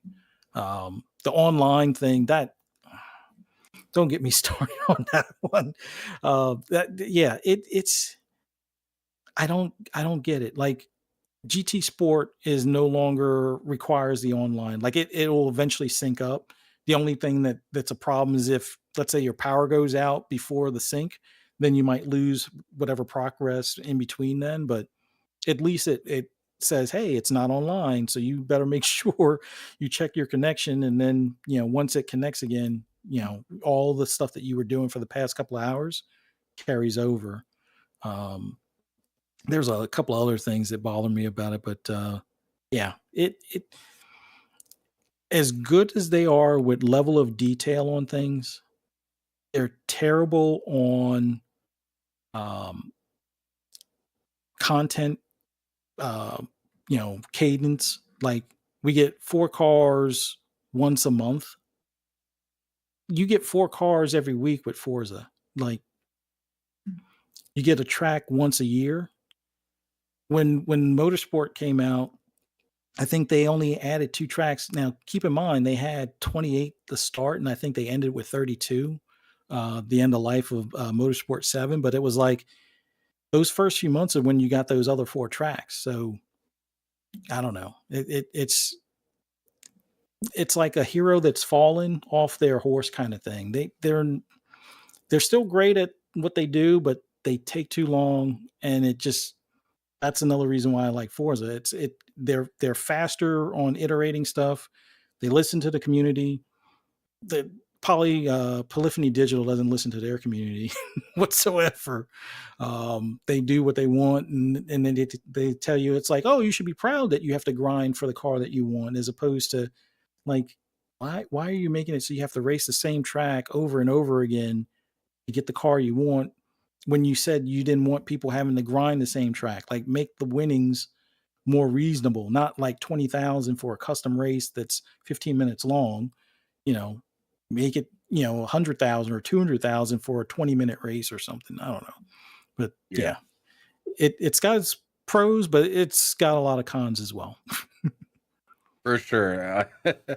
I still enjoy it. I think I really do like the haptic and the triggers in GT7 100%. But moving on to Yeah. the last racer that we're going to talk about before we get into like Starfield and some of the other stuff.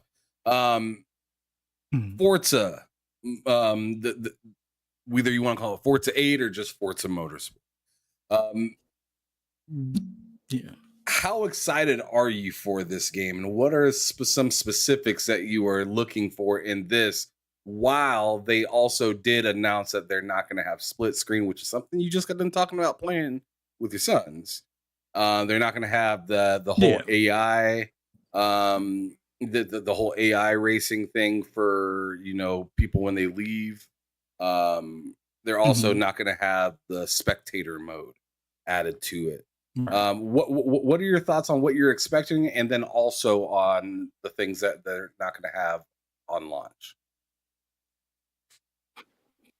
I'm real excited for it. Now, some of it is cautiously excited. Oh, and the only area that I'm really cautiously excited is the launch lineup of tracks. Like they're starting off with 20, and I think so far we have four fantasy tracks, which I'm not the biggest fan of fantasy tracks.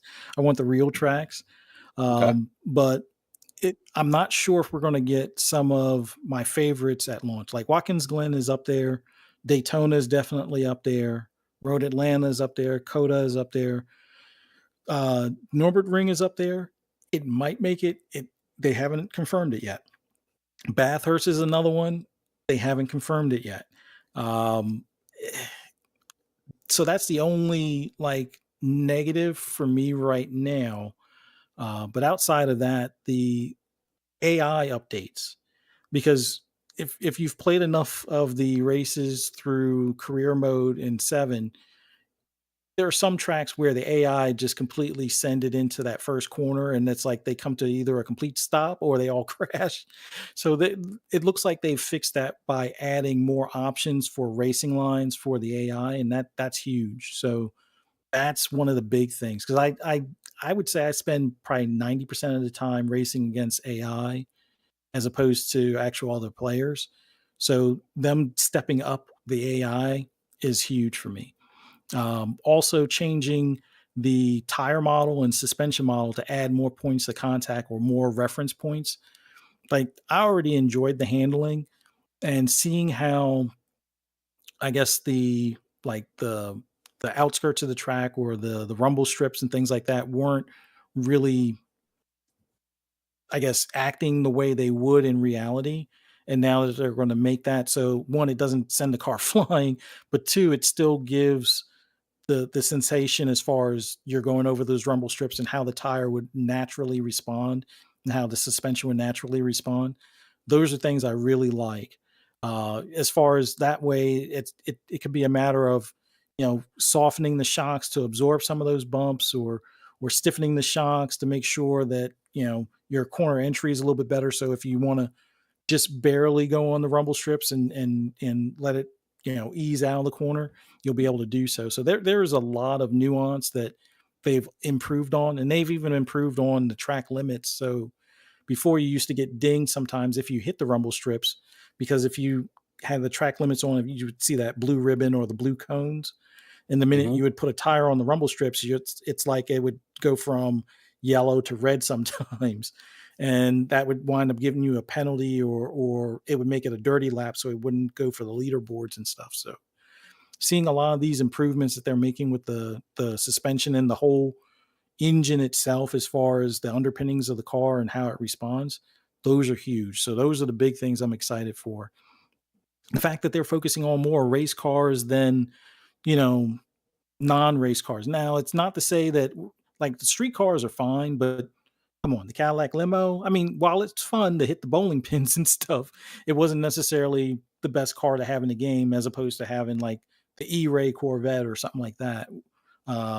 So having more race focused cars is another nice thing. But as for the features being taken out, or ones that haven't been in like Yeah, several not forces in finish. a while, yeah, it's for me, split screen wasn't the greatest for 7, and since the boys have their own Xboxes, it's better just having it where, because the split screen on 7 was, like, horizontal as opposed to vertical, it was great Ooh, for seeing side to side stuff. horizontal.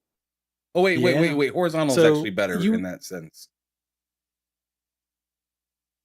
Well, it's wide, so both people would have a wide view, so you can see the other Right. cars and the sides of the track, but it limits your visibility, you know, for down the track. So judging a turn going into the apex with the horizontal setup is a little bit trickier than if it was vertical, where yeah, you may not have as much left and right visibility, but you can, judge the turns, further out and stuff like that. So I Right. didn't really care for that type of split screen. And then after, figuring out you can do like a private match if you have access to like, you know, everybody has access to either an Xbox or mobile device or a PC or something like that. Having that route is a much better experience. Like instead of doing the couch co-op, which yeah, Gran Turismo has it, but their split screen is hindered.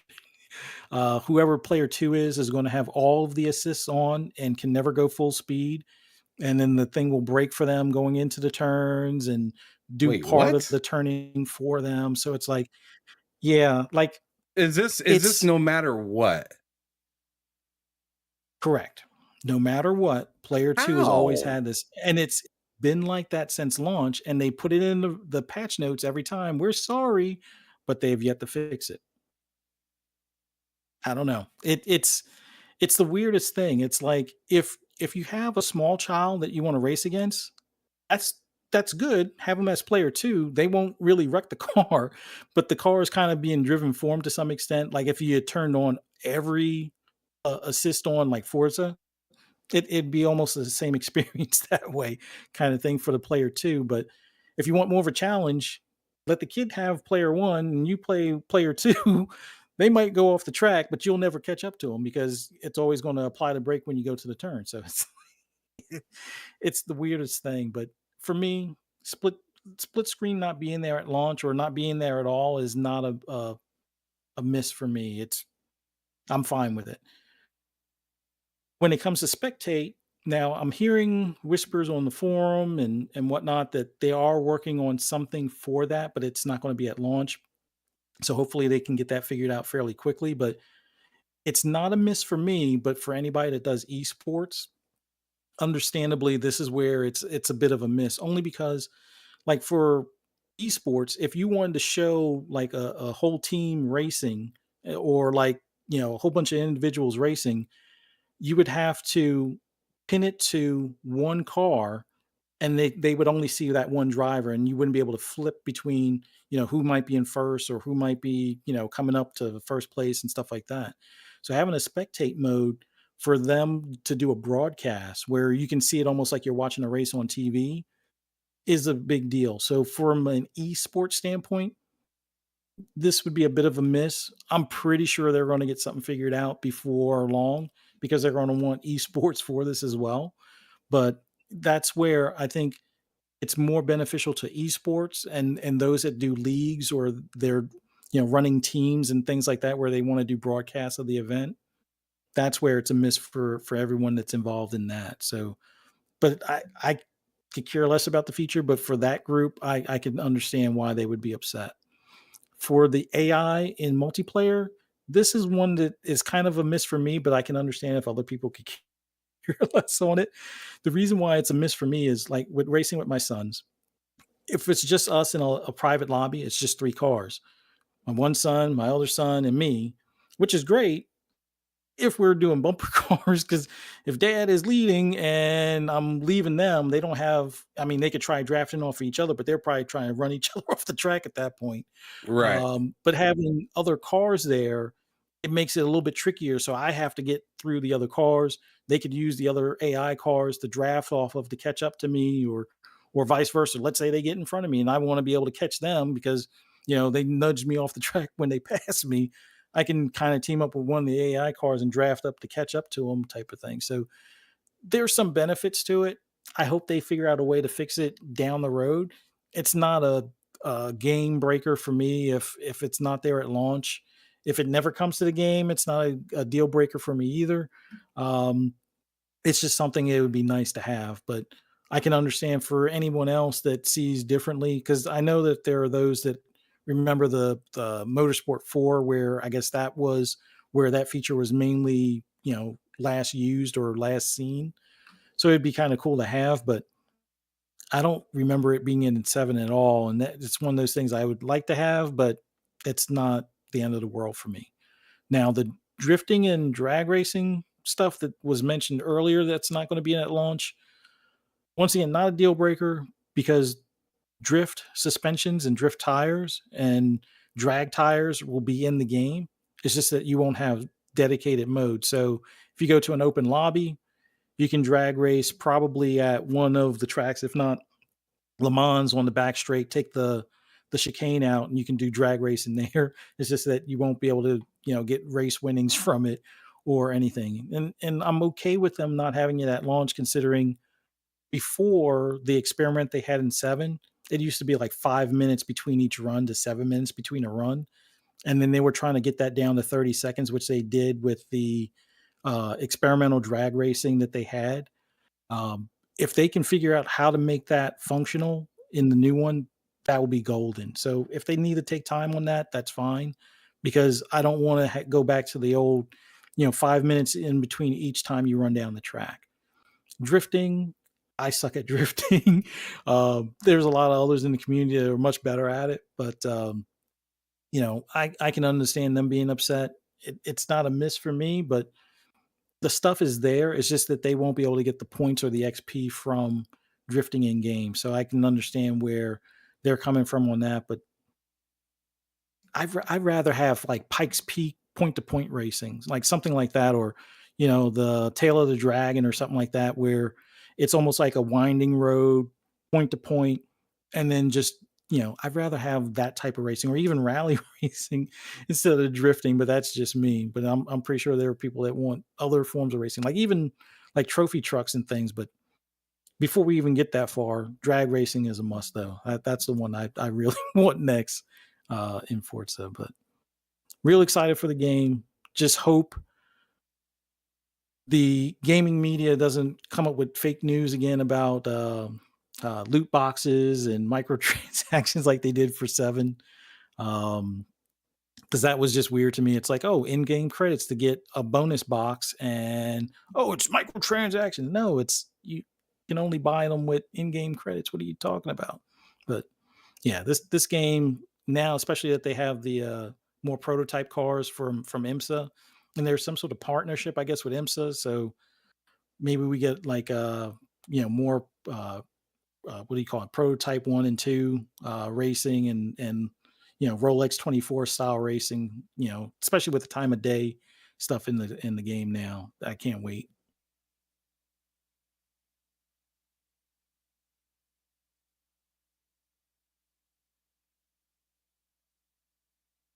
Oh, I think you might be on mute. Yeah, my bad. I was saying Ray Chi was in the chat asking a few questions before we move on from this topic. I just wanted to touch on a few of them, just out of respect. He's member of the of the channel, so definitely got to show that respect. So he was the first thing he is asking was it on Gran Turismo or Forza where players use minivans as battering ram? Actually, they kind of do it on both. Although, yeah, I was gonna say there's more penalties. I remember doing it on both. I'm always pushing suckers out of the way.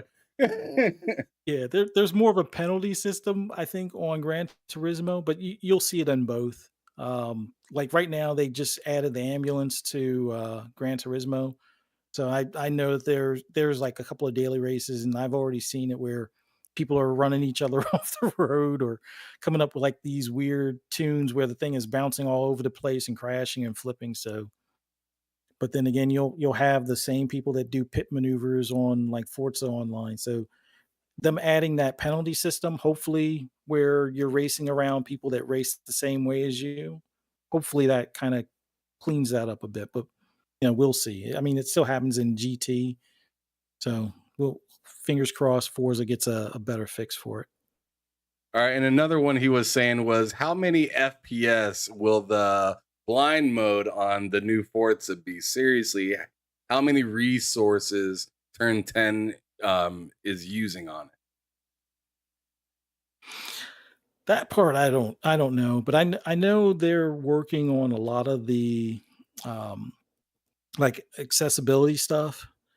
I have no idea on the FPS. Like I'm hoping, and my gut is telling me, from a ray tracing standpoint, for at least the ray tracing performance mode, I'm pretty sure we'll get 4K 60 ray tracing on track, but it will probably be dynamic 4K and not native 4K. I think if you want 4K 60 or 4K 120, you're going to have to say, and it be native 4K. I think you're going to have to turn the ray tracing off. But ray tracing, dynamic 4K, and 60 frames, I think is still doable on the console. Okay. And the last thing or he wasn't really asking. I don't know. Maybe he was. He says, "I wonder if Gran Turismo movie is promoting racing sim esports." It, Have you it seen the kind movie? of. I haven't seen the movie. I'm not as interested in seeing it. If it was more of like a Ford versus Ferrari kind of thing, I'd probably go see it. But it's based on a true story, sure. But Right, the kid I and think stuff like that. from a Yeah. yeah, but I think from an esports standpoint, the thing that helped esports the most, um, like during COVID, perfect example, was when they had a lot of the NASCAR, like real NASCAR drivers versus like esports guys that were in like the NASCAR Invitational, and they were doing, the races at the same time as what they would normally do. So if esports, like if you could get a couple of like real F1 drivers, or and there's a few F1 drivers that are into sim racing a good bit on iRacing and stuff like that. But if you can get some from IMSA and do like a mixer kind of thing where it's like, all right, you do a couple of qualifying and the best of the best of like the esports crowd versus some of the real drivers. I think that's the bigger draw more so than a movie. I mean, in the movie will probably help, but having mixers like that where it's like real drivers versus esports drivers, I think that will show or get more people's attention. Let's say. I agree because I mean, rubbing elbows with people like that is pretty amazing, and seeing that kind of Yeah. cultivation of people kind of getting together, electronic versus reality is Hmm. pretty cool to see because then you see some pretty interesting competition as to where like it can almost seem like the the esports person is kind of teaching the reality person a lesson. so Yeah. so it's kind of fun. But moving on to some of the other games before we touch upon a little bit of other stuff before we get up out of here. I want to know, like, Starfield is right around the corner. They already announced some Hmm. fantastic stuff. Shout out to the Dusty Uno in the chat because I was on his channel yesterday and we were talking about quite a bit of different Starfield stuff. He pulled me on to that show and was talking about all the new, Hmm. not all the new things, but all the things that will be with, or some of the things that will be within the game, like religions, building, Yeah. and being able to have apartments that you get through possibly going through missions or purchasing. Um, After hearing Hmm. about some of those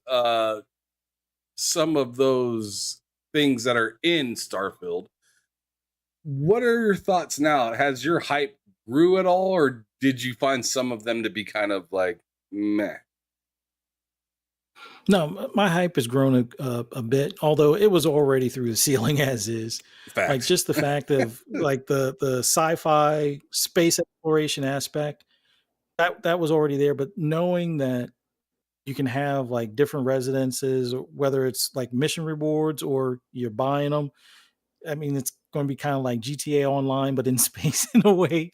But I think the bigger thing is between that settlements, your crew, possibly like the big thing I want to find out is if I can get other ships in like a fleet with me, like have like if you grow your crew big enough, can you assign one of them as a captain of one of the ships to follow along with you and have like your own little armada flying through space and stuff.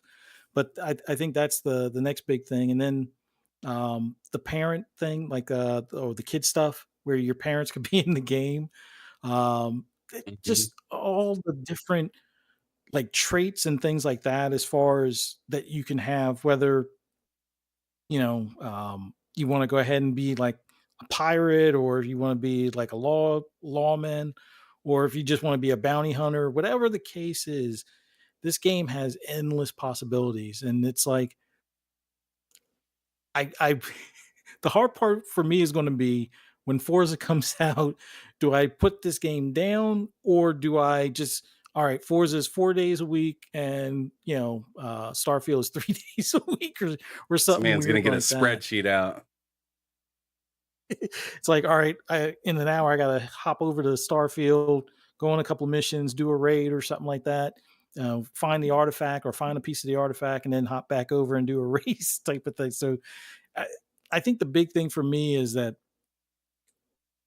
when you find a sandbox, like sandbox games in general, a lot of people will spend tons of time. And like for me, Grand Theft Auto was that sandbox game for the longest time. And now that you have something in space where you can, it's like endless possibilities on different planets. And I already know I'm going to be one of those people on Twitter still taking pictures on all these different planets, like the sunsets and stuff like that, or flying by planets that have rings, or doing video clips of me doing dog fights, or boarding a ship and murking the whole crew that's on that other ship before I confiscate it, kind of thing. it, this game is just going to be endless. And then the fact that you're going to be able to have like an apartment, like let's say, imagine it being like a city that you find that's almost like a cyberpunk-esque kind of city, and just doing missions there for a bit. You could get sidetracked in one of those cities with your apartment, still have your ship in orbit, or maybe it's at the dock or something like that, and you could spend hours, if not days, just on that one planet accomplishing stuff that may not even help towards the main mission.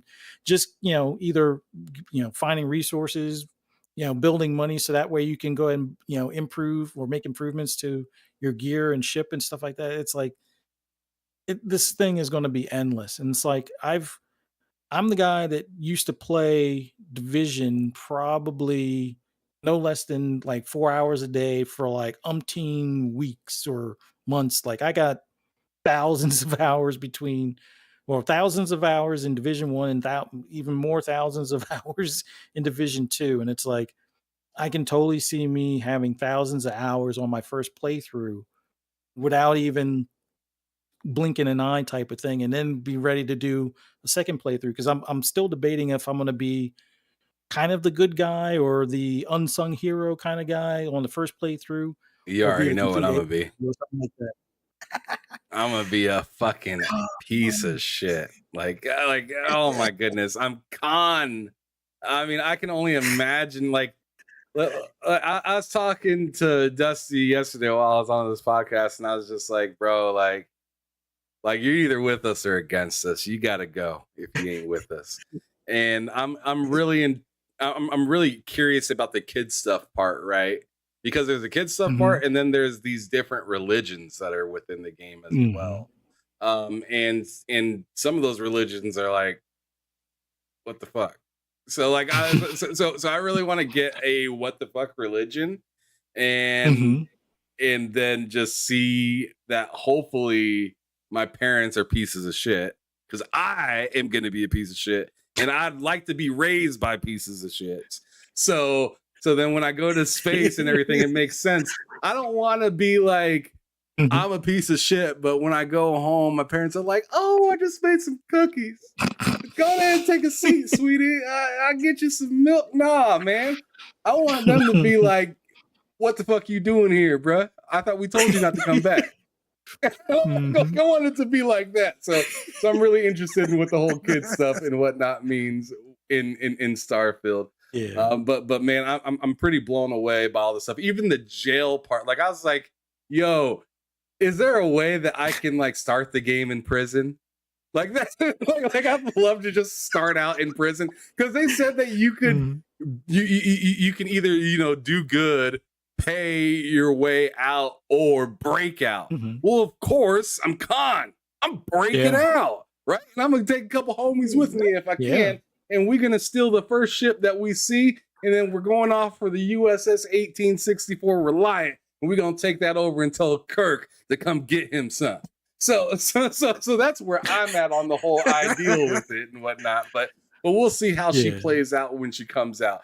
Last game I want to bring up, which is another big one. I mean, we have a lot of games that we can talk about, but we're about 2.5 hours into this. I still want to touch up on just like two other things and hit some Mhm. questions on the way out of here, so we're not on here for like 3+ hours or something like that. But Yeah. the other game I wanted to bring up, which is also the other big game for the rest of this year, unless something like Stalker 2 comes out. But Spider-Man Mhm. 2 is going to be Mhm. coming out, and you've already talked about how how you played some of the previous Spider-Mans. So I'm kind of Yeah. curious where your head's at with this one, and do you see yourself getting it day one, seeing that Forza is 10 days prior to Spider-Man 2's release, which is making it rough. Yeah. And I've been having this internal debate because I used to be the guy that would always get stuff day one. And then by the time I play it, it was like half off in the store type of thing. So I'm trying to be more frugal, especially considering pricing of stuff is going up everywhere else. So it's like, I, as of right now, my mindset is I'm not picking it up day one. And it's only because between and I don't want to say I'm going to be rushing Starfield, but I'm definitely going to be playing it fast and loose kind of to get to Forza. I don't want to have something else in between to take up time. I like anything more than three big or anything more than two big games is too much as far as my rotation. Like my normal rotation, like right now, is um, mainly Horizon 5 and Diablo 4.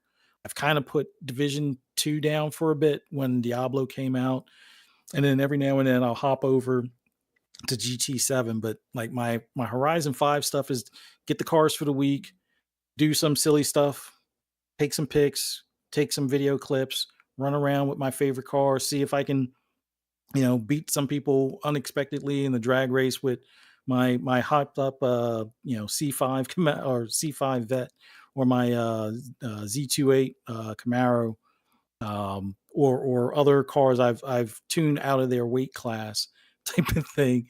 Um, and then that's it. Like I'll get some of the smaller games. Like I've started Benedict Fox and haven't finished it. Started Planet Alana, haven't finished it. Started Pentiment a while ago and still haven't finished it. So it's like I want to at least get a good thing going for Starfield, get as many of the cars that I'm like consider my must-haves, and then try to get the championship stuff done or the career mode stuff wrapped up. And then that's when I'll be like, okay, I can look at Spider-Man at that point. Now, if I see a good sale, a month two down the road, that's probably when I'll wind up picking it up.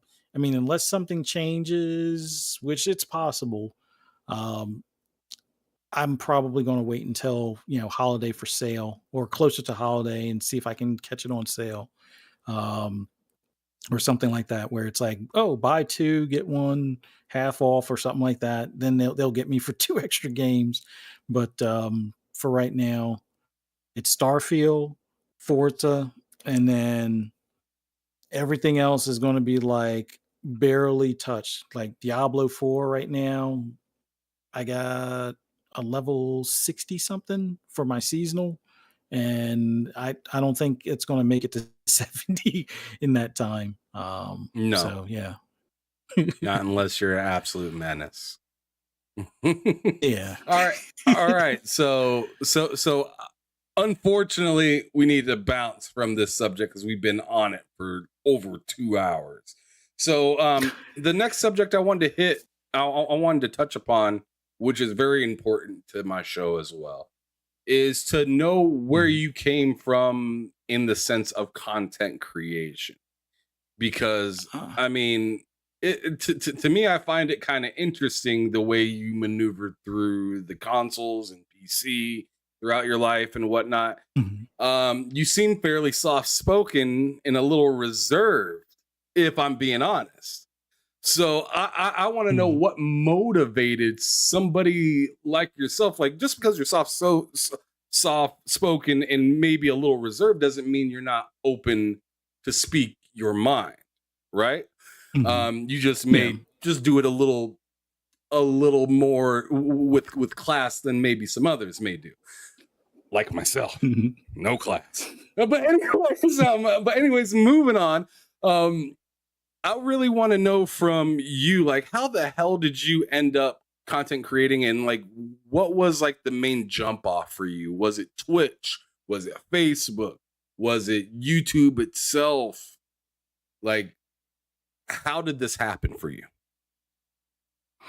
It was kind of a weird crossroads. So in my professional life, I worked for a company that had a website and very little online presence beyond that website. We didn't really do social media at the time. Um, and then on the flip side of things, I was also an avid watcher of like, podcasts and things like that. PTK Blam was one of the first ones that I started listening to when Division came out. It was his show, um, the Bombshell Jackets, which was a couple of ladies in the Division uh, community and stuff that were doing, a podcast on the Division. So between PTK doing a little bit of stuff on the Division, them doing stuff on the Division, being an avid listener, always interacting in their chat. Um, I think PTK Blam invited me on like one of the Xbox showcases. And then in the background, like on the career side of things, my employer was like, "Yeah, we need to start a YouTube channel." So along with my web responsibility as far as content and stuff on the website, I was learning some of the behind the scenes stuff for YouTube from a business standpoint. And then I was for fun, doing like podcast, appearances with PTK. And, after doing that Xbox showcase, man, I want to say it was, it had to have been like somewhere either 2016 or 2017. It's been a while, but ever since then, it was like just sitting back, chatting with your best friend kind of thing and talking about games. And from there, the rest is history as far as me doing podcasts. And then at work, it was more so me learning, stuff about YouTube, but all my stuff for YouTube was more like commercial based as far as filming videos for, an exhaust or, doing dyno tests for certain products and things like that. So it's like, okay, I kind of got an idea of this. I can be in front of the camera, although I prefer being behind the camera instead of in front of the camera. But the owner of the company was like, no, no, it'd be like you and one other guy. Like the three of us would wind up being like the faces of the company. And I was like, after a while, I was like, no, this guy's going to be the face of the company. I'm going to focus on some other stuff as far as like podcast stuff and just being into gaming in general and this community as far as more so like the Xbox community itself as a whole was more open. And it was like a weird time during then where everybody was crapping on Xbox. And I'm like, what what is the problem? Like I'm enjoying this console. It's like there are some badass games on this console, and people are trying to make it seem like this is the worst thing ever. It's like I got my PS4 and I'm turning on my Xbox more than my PS4. So it was just like that perfect storm between what was going on in social media, uh, PTK Blam, kind of, ushering me, well, not ushering me in, but like giving me that platform and allowing me to be a part of his That's awesome. podcast. And then, just learning the other stuff at my work and then, focusing on the content and stuff like that. I was like, you know what? Let me try doing videos. And most of my video stuff was all about like a lot of the videos I used to upload were what I would use as screensavers when I would go to lunch at work. So people knew I was into racing and stuff like that. So I'd be like, oh, they can watch my replays when I'm away from my desk kind of thing. And for a while used to have like a little bit of an audience and they were like, man, you should do streaming. And I'm like, I don't know. Cause I wind up sometimes restarting a race. I'll be like 20 laps in. And because the AI cut me off and I wound up hitting them and spinning them, it's like, nope, I got to restart it. So I don't know if I can do the streaming stuff because it's not that I'm a perfectionist, but I, it's like game over for me if I, wreck one of the AI intentionally or something like that. So streaming is still in the distance, but like podcasting, PTK Blam has definitely helped me. Um, Mr. Boomstick XL has definitely helped me.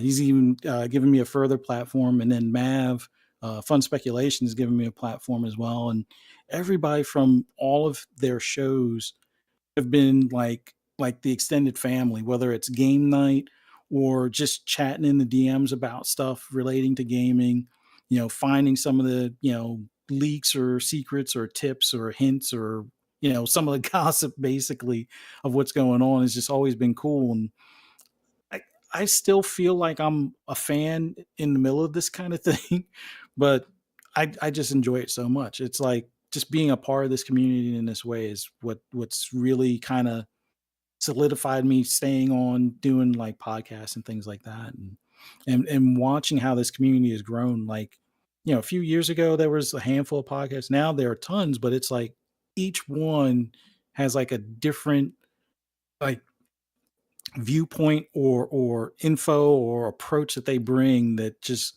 it's so awesome as far as how we interact, whether it's the excitement about racing games, and I'm probably one of the few that talks on about it or rambles about it. But and then Sure. there are those that are big into Halo or big into Destiny and things like that. So yeah, it's just been awesome, like awesome reception from the community. And you know PTK, I mean K Mega was another one that gave me a platform early on with some guest K appearances over Mega's there. dope.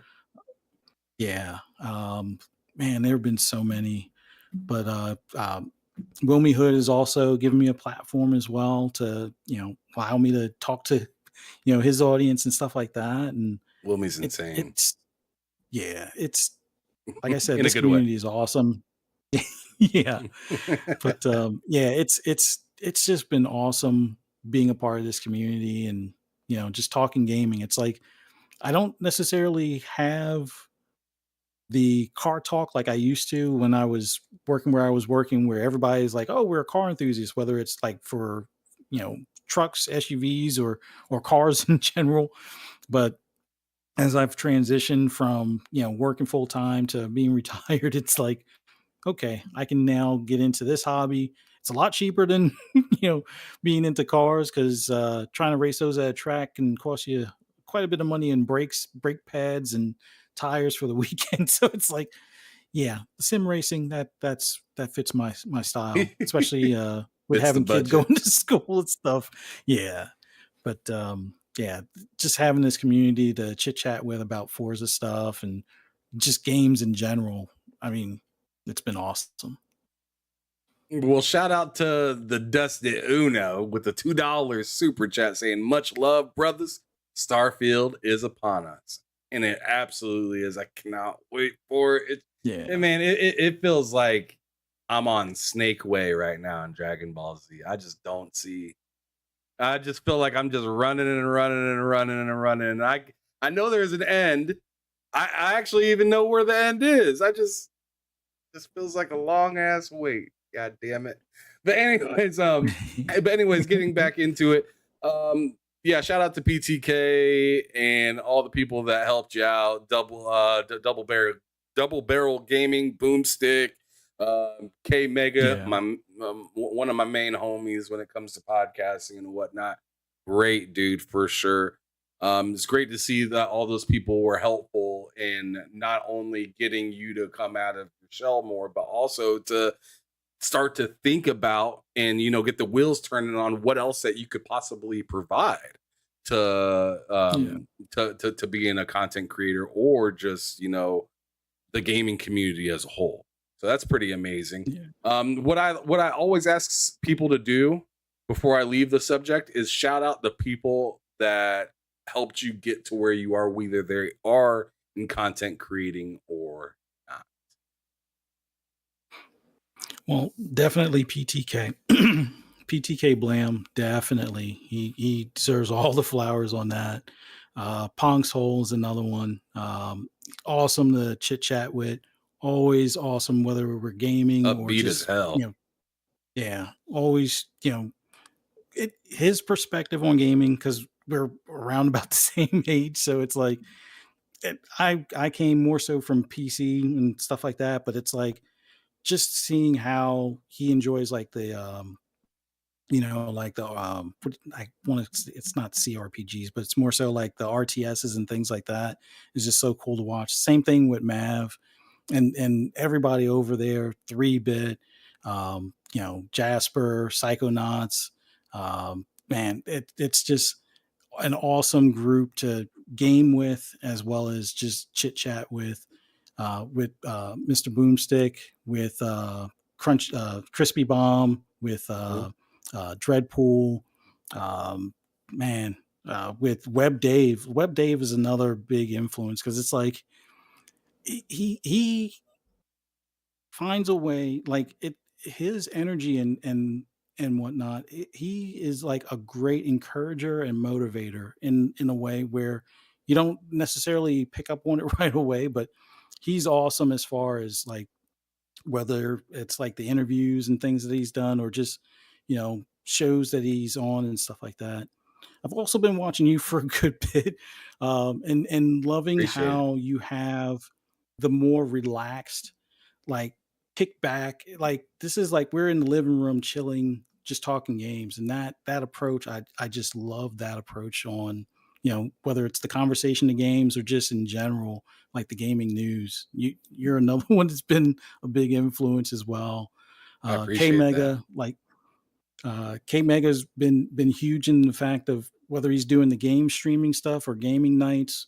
Uh, I still am a bit of a button masher, so a little too early for me to get into the fighting game stuff and get my butt kicked. But yeah, he's always been awesome.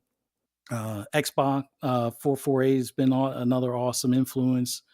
And believe it or not, and I know people will probably laugh at this, Mooch and Crap in the beginning when it was like nobody was repping Xbox in the podcast space. They definitely were like a go-to as far as listening.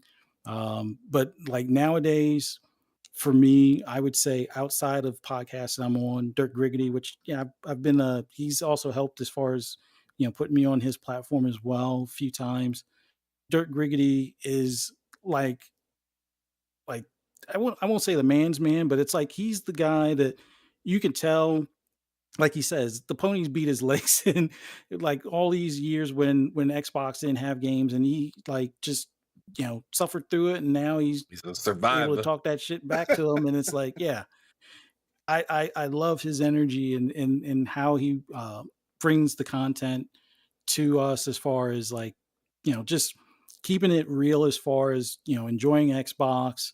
The hell with PlayStation. They've been talking crap for all this time. Now it's our time to talk crap, kind of thing. Um, Wilmy Hood with his between his memes as well as the way his podcast is like the no BS. It's like yeah, just play the games, enjoy the games, kind of thing, Yeah, as very opposed to straightforward. focusing all the other nonsense and stuff. Kay Asante and Everborn, because it's like a combination of like the tech talk stuff as well as the gaming news stuff, and then like almost like a behind the scenes or insight as far as like the business end of things on certain things. Iron Lords, obvious, another huge influence. Love watching Massive. those Yep. guys on Sundays. Um, that you can tell like through that chemistry. These are friends that grew up, and added coming in, along with them as far as they all like bounce off of each other as far as like the back and forth or just that they can play off each other as far as whether it's like an inside joke or just just having fun and kicking back and stuff like that. So I mean I know I'm missing quite a few. Grown women gaming is another one where you have, I believe, well, I know Delilah is, but I know that like she does like some of the stuff as far as programming working with Microsoft and things, and just their outlook on gaming in general, as far as their knowledge behind it, as well as their willingness to like game and stream, and like with Lady Infamous, like basically beat your ass as far as if you're going in a first person shooter kind of thing. Like just their overall approach on just talking games, having fun, and just being about gaming, that's awesome as well. But I know I'm missing quite a few people, but those are the first ones that come off the top of my head. Oh, Dealer is another one in his network of everyone on his channel, whether it's Fonz, I mean Colt, like seeing people that have the technical knowledge on the end of the you know hardware end of things, as well as just being able to bring attention to some of the BS that's in, whether it's the gaming media or just in general, the talking points of the ponies or pony bots or whatever you want to call them, kind of thing, is always cool to watch as well. But yeah, there's, like I said, there's tons. I know I'm missing some. Rand Althor and Jazz, which are another Xbox Two, is another one I like watching as well. That just the chemistry between the two, and just being about the games. Yeah, occasionally they get spicy, but it's more about just matter of fact stuff as opposed to the nonsense stuff more times than not. But yeah, there's an endless group of people that are influenced to me in this gaming space that you know so many of them, as well as so many more, deserve their flowers. Man, that was an excellent list. And man, I feel so lucky to be part of it. Thank you so much for all the kind things you said about myself, but also about the others within the community. They were very influential, not only to you, but also to myself and many others that I've been fortunate to be around as they first start getting into this content creating stuff. But now we are finally at our pressing questions that I like to ask towards the end of the show. So pretty much after these questions, we're wrapping her up. So the first question that I got for you is, what's a gaming genre? And a lot of people that have watched the show know a lot of these questions because I ask every single person because I'm interested to see their answers. A lot of them are always different. So what's your what's a gaming genre that you refuse or don't really enjoy playing? This is going to probably get some side eye from people, but Souls like games. And it's not that I can't play them, I just have an impatience factor after a while where if I feel like I'm beating my head against the wall, I got to put the game down. And most more times than not, I won't come back to it. So Elden Ring was going great for a while, and then I got greedy trying to take on some of the other ads that were maybe a little bit probably higher level. And then it's like, all right, I get back to where I got killed, get my stuff, and then get killed again. Now I'm getting frustrated. Go to get back to where my stuff was, get killed before I get there. So it's like, oh, now I'm really frustrated. So it's like, all right, you know what? I'm gonna just take a different path and then get killed. Like find a boss that I don't think I was supposed to fight at this point and get one tap. So Souls games, and I've tried like some of the offshoot ones where what was the one, Surge or something like that, and Surge 2, they're kind of cool. I like the concept more where it's like, oh, cut off that body part and use that as your new arm or your new weapon or whatever. But it comes to a point where I'm doing fine and I'll get to like autopilot mode at some point, like, oh yeah, I just did this upgrade, and it's like, and I'm not really paying attention as much in the fight, and then I get, cut down, and it's like, oh, I gotta go back, and it's like I don't like the rinse and repeat thing in that sense. It's almost like I don't know. It just winds up being more frustrating than enjoying. I mean, I probably should just take a more laid back approach to it, but it's almost like I hear that it's a Souls game and I already know what it's going to be like. So I think that's part of the hindrance to it. It's like, oh, I'm just going to be doing the same thing again, and I'm going to die. And then because I said I'm going to die, I wind up dying. It's like, yeah. So I probably jinx myself most of the time too. So Man, you were really in your feelings on that one right there. You're like, man, I really just don't like that. I hate it. I hear you. All right, moving on to the next question, which, in case you guys are curious what type of games I don't enjoy, because I don't really usually answer these questions that often, but I'll Mhm. answer a few of them here. Uh, I don't like any game that has cards in them. Okay. Any game that says use these cards to power up or is a flat out card game Mhm. virtually, I'm just like, dude, no. I used to say turn based, but then I beat the hell out of Persona. So I don't feel like I can say turn based Mm, is my least favorite anymore. I think it's just very much specific turn bases I like. Others like yeah. I don't like anything Final Fantasy really at all. But you give me a fractured but whole or a fucking Persona game, and I'm like, these stories are awesome. I want to listen to them, so I'll Yeah. do the turn base.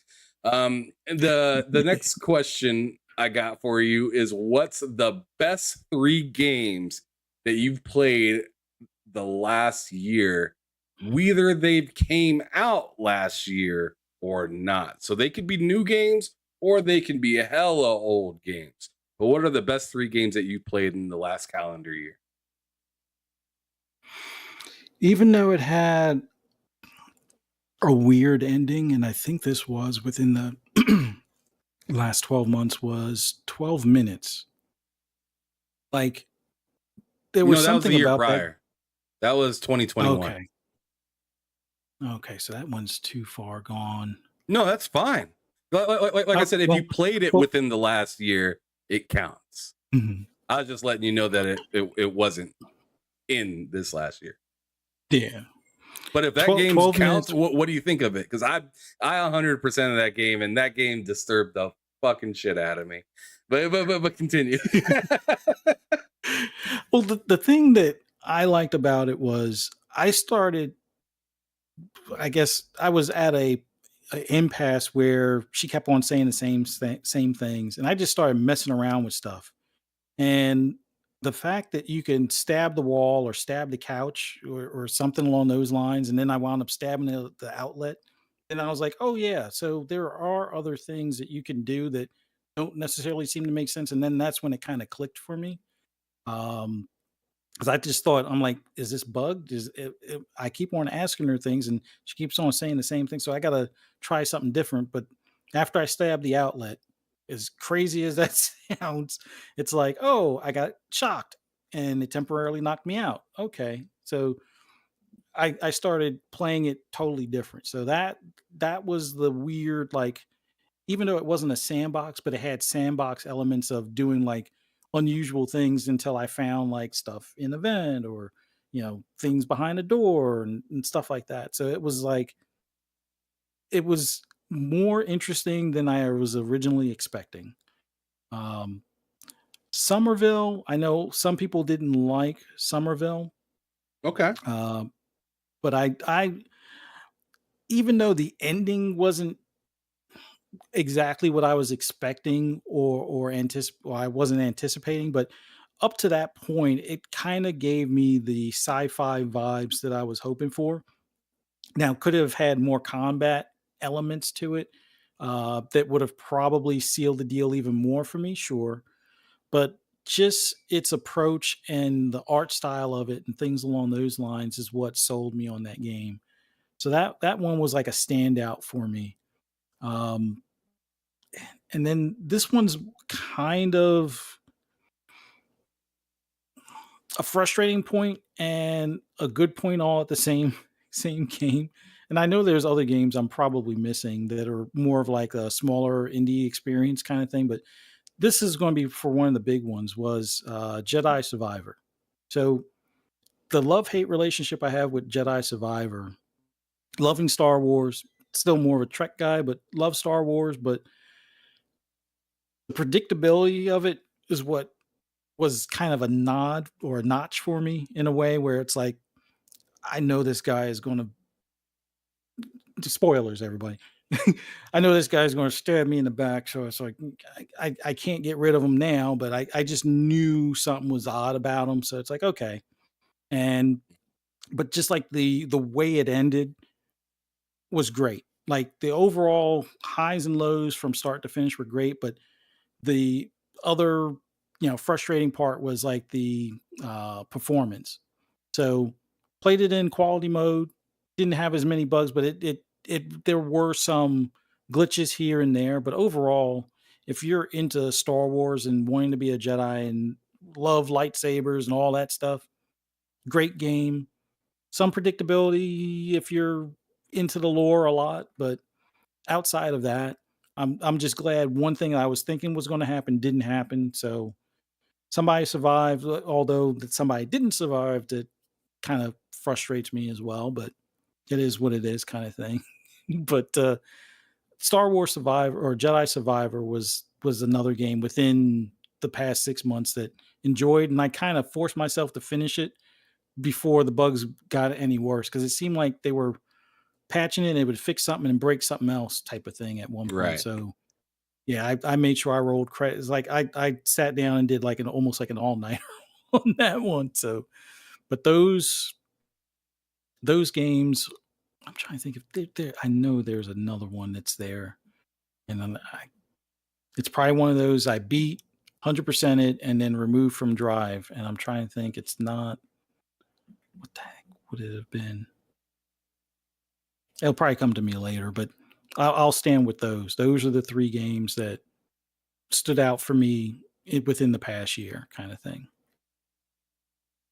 Okay. Nice. So so Somerville, 12 minutes, and Jedi Survivor are the three games. Mm-hmm. Perfect. All right. Pretty good choices in my opinion. So the next question would be, what is your favorite gaming studio, and what game best represents that studio? I feel like I know this, but then again, you could surprise me. So go on ahead. As far as a studio that's still this is a tough one Nope, because doesn't have to still be they're alive. Doesn't have to still be alive, because my favorite studio, I think, that I picked for this question a long time ago was Midway, and we all know they're not around. Yeah. Whew. All right, I'll go with my first choice because it'll make sense to those that are into racing, and that's Papyrus from Sierra. They were the racing kings of the 90s. And then when they disbanded and some of their people went to make iRacing, it was like a sad day. But they had the Grand Prix games, they had the IndyCar games, they had NASCAR games. If it was a racing series between, let's say, 95 to 2003 at least, or 2000 up to 2005, I would say they were the go-to. So that they are the ultimate ones for me. But the one that I'm kind of mad at now, and it's not their doing, it's their publishers doing, is Massive over at Ubisoft. Uh-oh. And the reason being is I loved the Division 1. The story, the environment, everything.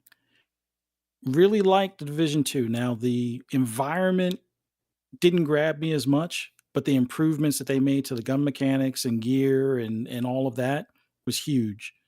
Um, the drawback being that Ubisoft or the Guillemot family or whatever keeps on having them chase for, like, or has their studios chasing, pie in the sky for the latest trend. So if it wasn't for that, I would say Ubisoft Massive would be, as far as current still existing one, because I'm looking forward to the new Star Wars game that they're working on, and I'm curious to see how Avatar plays out as a game as well. Because Ubisoft with the Snowdrop engine, that is a awesome combo. I know a lot of people didn't really care for the story in the Division. It's you kind of make your own story. It's one of those service games, but just the concept of like the dollar flu and all that stuff. I mean, looking back at it after the whole, pandemic, it was getting a little too close. But yeah, it was, I would say, from a story standpoint, and then their initial approach before Ubisoft started rolling things back a bit, they are one of my favorite studios overall. That's still in existence. But if we're going with ones that have gone away, Papyrus, just because of the racing fan in me, Papyrus is the one. Fair enough. That is a studio that I've yet to hear, so that's awesome. Um, Mhm. now, I feel like we already went over this, but I want you to name some games further down in the future. So I'll say after 2023. What are some of the most exciting games that you are Mhm. looking for? Oh, what is it called? Midnight, South of Midnight. I South I of like Midnight. I like the art style and just the concept of where the environment, the area, the location, fighting monsters in the bayou kind of thing. The lore that potentially is there for like not necessarily witchcraft, but different forms of magic and stuff like that. I'm curious to see how that turns out. Um, really want to hear more and see more of that game. That's definitely high up the list. All right, pick one Hellblade more. 2. Hellblade 2 is another one.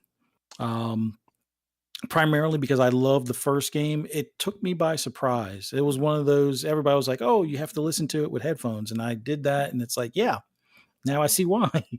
You Right. actually I won't say you feel crazy, but it immerses you in an environment or a world that you were not expecting to have to go through kind of thing. So I want to see how far they take that into um, combat. I expect that there will be improvements. I'm not as worried about seeing the combat, but I love hack and slash games as long as they keep that intact to some extent as far as the hack and slash aspect. I'm fine. Keep that audio and visual environment that they had in the first one, or build will continue to build on what they had from that first one. And from what we've seen so far in the trailers, it looks like they've done that, and I can't wait to get that one in hand. Man, yeah, I can't wait for that one too. I can't wait till they show the actual combat of that game. I'm really excited for Yeah. that piece of it. Moving on to we got three questions left. The last one's kind of like a double question. Or actually, no, we Mhm. have two questions left in that sense. So the second to last question is gonna be if you were to revive two games that are dead IPs right now, completely dead, just gone, and you could bring them back and give them AAA quality, what would those two games be? Hmm. I want to say Splinter Cell because we don't have a true first person or third person stealth shooter at this point in time. I would like to see something that's third person or has the potential to switch between third and first. Stealth elements, although if you have to go loud, you can, that is geared to be solo. Like team based stuff like what you would see in Ghost Recon is great, but if you want to feel like a badass, they need to bring back something like Splinter Cell back. Like I that Sam would be the Fisher back. one. Yeah, like get what's his name for the voice if before he goes, like somebody please like sit him down and record everything under the alphabet from him, please. Get Ironside on there. Or I can't remember his real name is, but it's like just make sure they get that thing going. Like I know Ubisoft says that they have something in the works now. They've said that before. I mean, we've even heard people that have played the original playtest that was supposed to come out last gen, and then that magically disappeared or evaporated or got shit canned or whatever you want to call it. Um, I really hope they're serious this time by bringing it out and not having it in like development hell, kind of like what Skull and Bones is right now, and a few of their other games. But Splinter Cell is a must. Like it really needs to be a new one. That goes without saying. Um, and I And still what's the second one one? that I would There's one I would like, and I know I badmouthed it earlier, but I want Sony to have an arcade racer. But here's the catch: bring back Drive Club, but make it focus on the actual Midnight Club racing group that was in Japan in the 80s and 90s. Like, make that game, have it in Japan, or have it in Tokyo, and just build it out. Have some of the basic features of Drive Club, but borrow a few things from Horizon, so that way they at least have their own arcade racer again. It's great to have Gran Turismo. That's fine, but they need, at least from, for competition's sake, because I want Forza to continue to improve Horizon as well, and something that will kind of, nudge them a little bit more. Not that they need the nudge, but I always like seeing, companies at their best because they have people trying to, nip at their heels kind of thing. Yeah, it's like the Madden situation, right? Yeah, like if 2K could bring it, well, they were supposed to do that, like almost like NBA Jam version kind of thing. I hope they get something here soon as far as 2K. Right. But yeah, I would love to see Drive Club come back and it be focused on Midnight Club, the actual club in Japan from the 80s and 90s. Bring it to PlayStation, make it your games as a service arcade racer. They need that. Like, I don't know what studio would do it since they closed Evolution, but something like that. Or, although it's still in rumor, especially since the TV show is in place, an acceptable alternative would be Twisted Metal. Totally different type of game, but For still sure. one of those classics that it just seems like it needs to happen. Like, we need stuff like that in, on a AAA budget space kind of thing. I would love to see a Twisted Metal type of game come out. Got it. Phenomenal. All right. So now we're in the last question. Like I said, it's a two-parter. It's kind of negative and positive. All right. So the first half of it is what frustrates you about gaming in any aspect. So it could be community, development, anything external, whatever. The biggest thing that bothers me in gaming right now, and I don't know when it started, but I hope it changes here soon, um, was this rush to publish, fix it later approach. Like, remember, I came from the day of cartridges where it was either right when you installed the cartridge or it was busted forever and you kind of knew about it early on, or you were just stuck with that cartridge kind of thing. I get it that, with the internet and everything you can update games, but I really wish some took a little extra time before they push them out the door. So for me, a perfect example, Hi-Fi Rush. I think the only update they ever had to do was like localization for Korea. That game was polished out the door. Now, sure, we don't know how long it was in the works, and there was no real mention of it other than maybe a leak here or there as far as it coming out. So it's a little bit different where it's like a stealth drop and it lands, but it landed perfectly. Like, it stuck the landing. It didn't have like a day one patch that broke most systems or didn't work or something along those lines. It worked out the gate.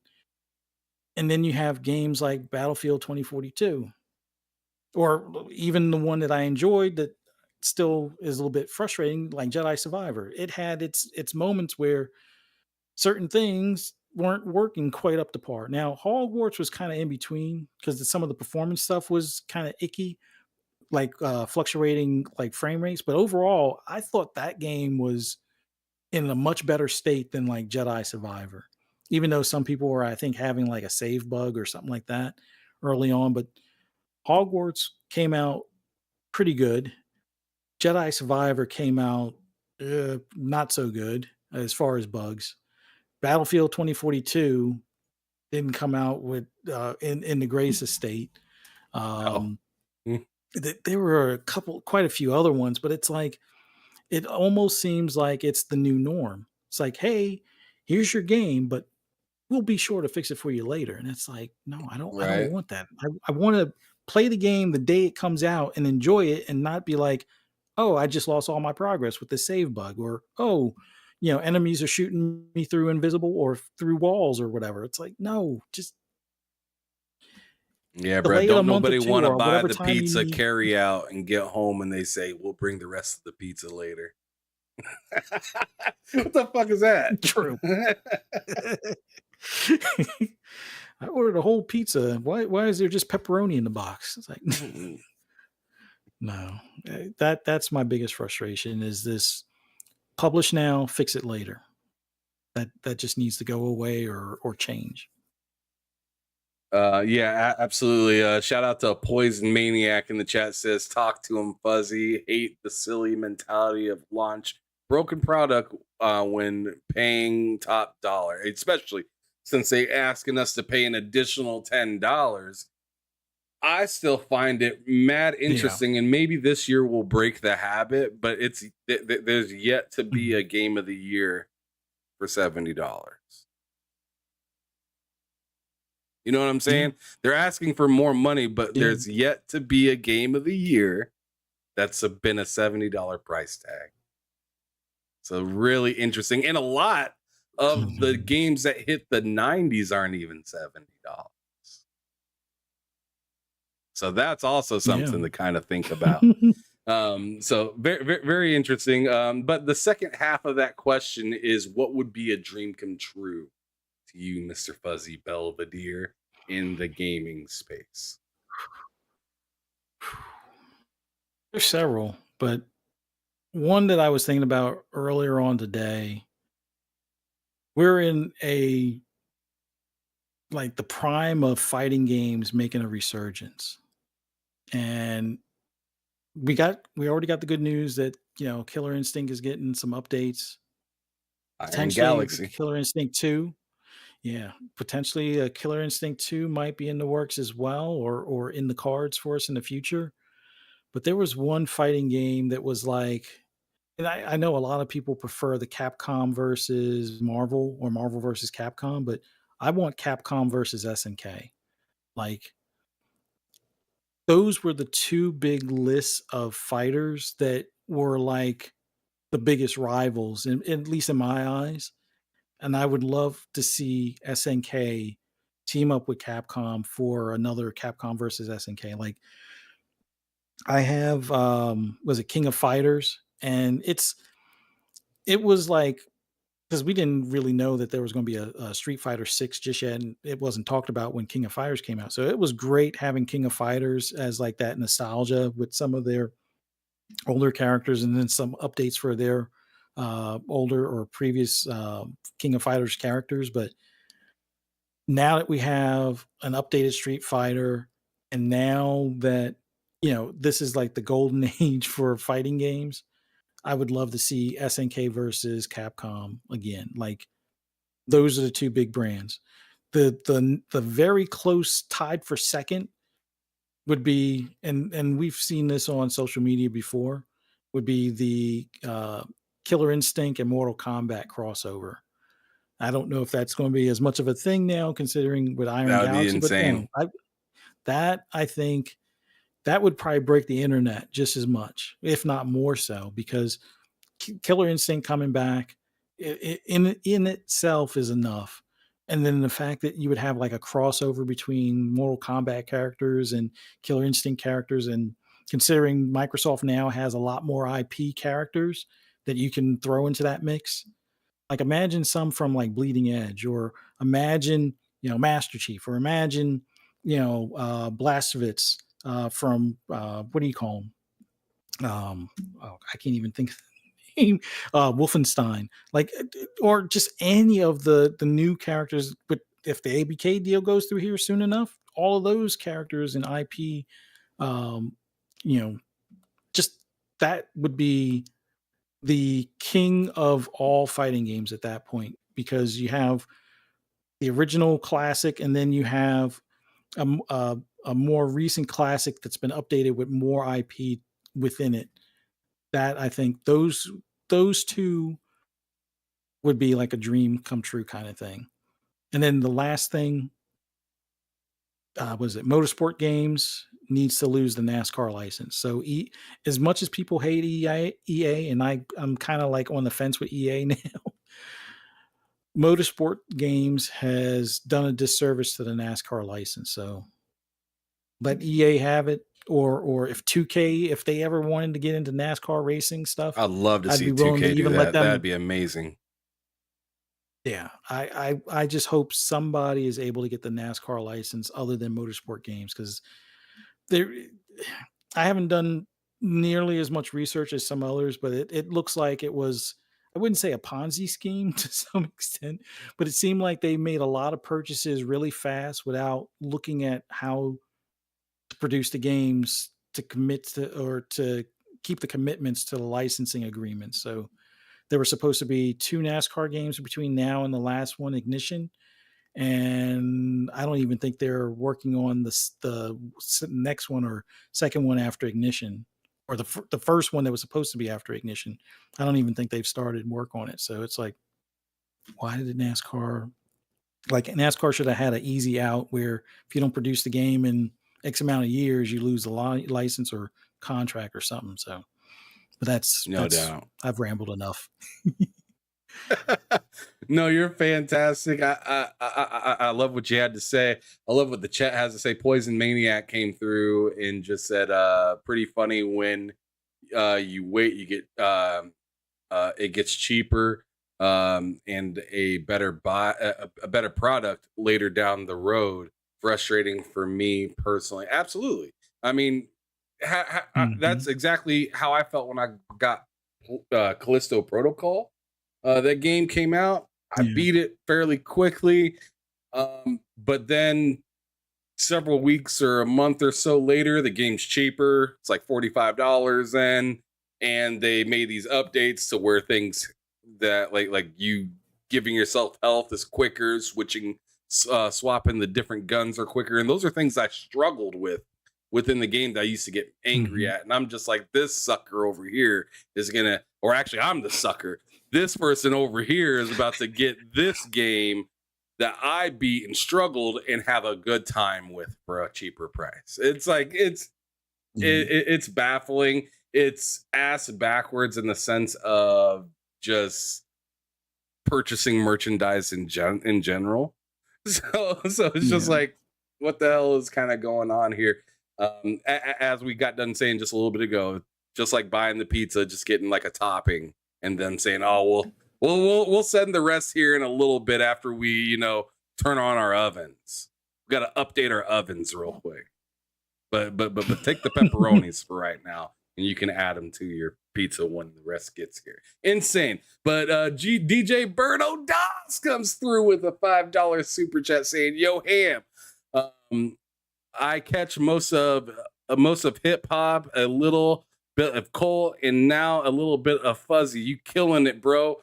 Keep them coming. I appreciate it, brother. I'm always gonna continue to talk to different people because that's one of my favorite things about my own personal, I don't know, growth. I guess is I like I just love talking to people that are willing to talk and not be a piece of shit. So like whether I have somebody that you like to follow or somebody that you may not like to follow on here. Like I've had plenty of different individuals on this show, but my main thing is, can you hold a conversation and can you be respectful while you're here? I don't give a shit about what you do once you leave, but it's just like, it's just like walking in my house. You in my house. If I ask you to take your shoes off, it shouldn't be a big deal. Yeah. You're in my house. Once you leave the house, I don't give a damn if you walk on the wall. But you ain't doing that up in here. All right. So I really appreciate that, DJ Berto. I appreciate everybody that's here. I don't give a damn if you gave me $1 or not. I'm happy that you're here giving me some of your time because that's actually more valuable than the $1 that you give. So, anyways, that is actually the end of the show. Thank you so much, Mr. Fuzzy Belvedere, for showing up, being a part of this growth in my history of life, or better yet, podcast. Mhm. Thank you so much for being here. What I want you to do real fast before I give you the ending thing that I give to everybody is I want you to let everybody know where they can find you week in and week out. Oh, just want to thank you so much for having me on. It was awesome having this conversation with you. Awesome, awesome questions, and man, I had a great time. Good to For hear. those that want to hear my for those that want to hear my rambles and rants on anything gaming related, just follow me on the app formerly known as Twitter at fuzzy_Belvedere. There's other social media platforms. Just search Fuzzy Belvedere altogether, whether it's Instagram, Threads, whatever, whatnot. You can also find me on Double Barrel Gaming on Mondays and Fridays, 12 noon on Mondays, 10 a.m. on Fridays, on Fun Speculations channel on Mondays and Fridays as well, both at 10 p.m. Eastern Standard Time, and then on PTK Blam's channel on Saturdays at 9 p.m. Eastern Standard Time. So much fun being here. Thanks again for having me. Yeah, it was an absolute pleasure and a blessing having you here, brother. And before everybody takes off and leaves, because you know when it's sign out time, people start to check out. But before everybody leaves, please keep in mind that we got our show tomorrow. It's going to be at 4:00 Eastern, 3:00 Central. Bull sitting. We do it every Friday. Me, it's usually Cozy Beluga, but she's doing job training right now, so she won't be available until September. But it'll be me, Matt Likes Games, Loke, and a special guest appearance from Flamish. They'll be coming through. So it should be a pretty good show. Always a bunch of laughs, always a bunch of jokes. We call Loke a pony live on camera throughout the entire show. I even have a little button that I love to hit whenever he's around, and he tends to crack up quite a bit. The horse is here. I always hit that button whenever he's around. So make sure you guys pop up. I tend to be a little bit more wild and weird on Fridays, especially since it's the end of the week and it's like the last podcast I have to do for the week for my channel. So I'm just let loose, don't give a shit, whatever. Just let it fly. So make sure you guys pop up for that. Like I said, 4:00 Eastern, 3:00 Central for the bull sitting tomorrow. And if you want to keep up with me, I'll be on K Mega's podcast. I do that every Friday night, 8:00 Central, 9:00 Eastern, for GRG podcast. Dope brother, fun panel, just as goofy as bull sitting. Sometimes less, sometimes way worse. So make sure you guys pull up for that. But thank you, everybody, for coming out and checking out the show. And Mr. Fuzzy Belvedere, on the exit, I want you to tell me how you would describe gaming in just 3 words. Relaxing, fun, and escape. Like it's just all of those combined into one for me. Like just sit back, relax, have fun, and escape from reality kind of thing. It's just perfect. Absolutely lovely 3 words to leave off the show. Thank you so much, everybody, for coming through, whether you're here live or after the fact. I appreciate you for just giving me some of your time, whether you watch all of it or you're tuning in at some point randomly within the show. I appreciate you all. I will see you all tomorrow. Whoever decides to show up to bull sitting, it'll be a good time. And as your boy Ham Solo from TSWS Gaming says, make sure you're keeping it gaming or keeping it moving. Until next time, peace out, y'all. Mhm.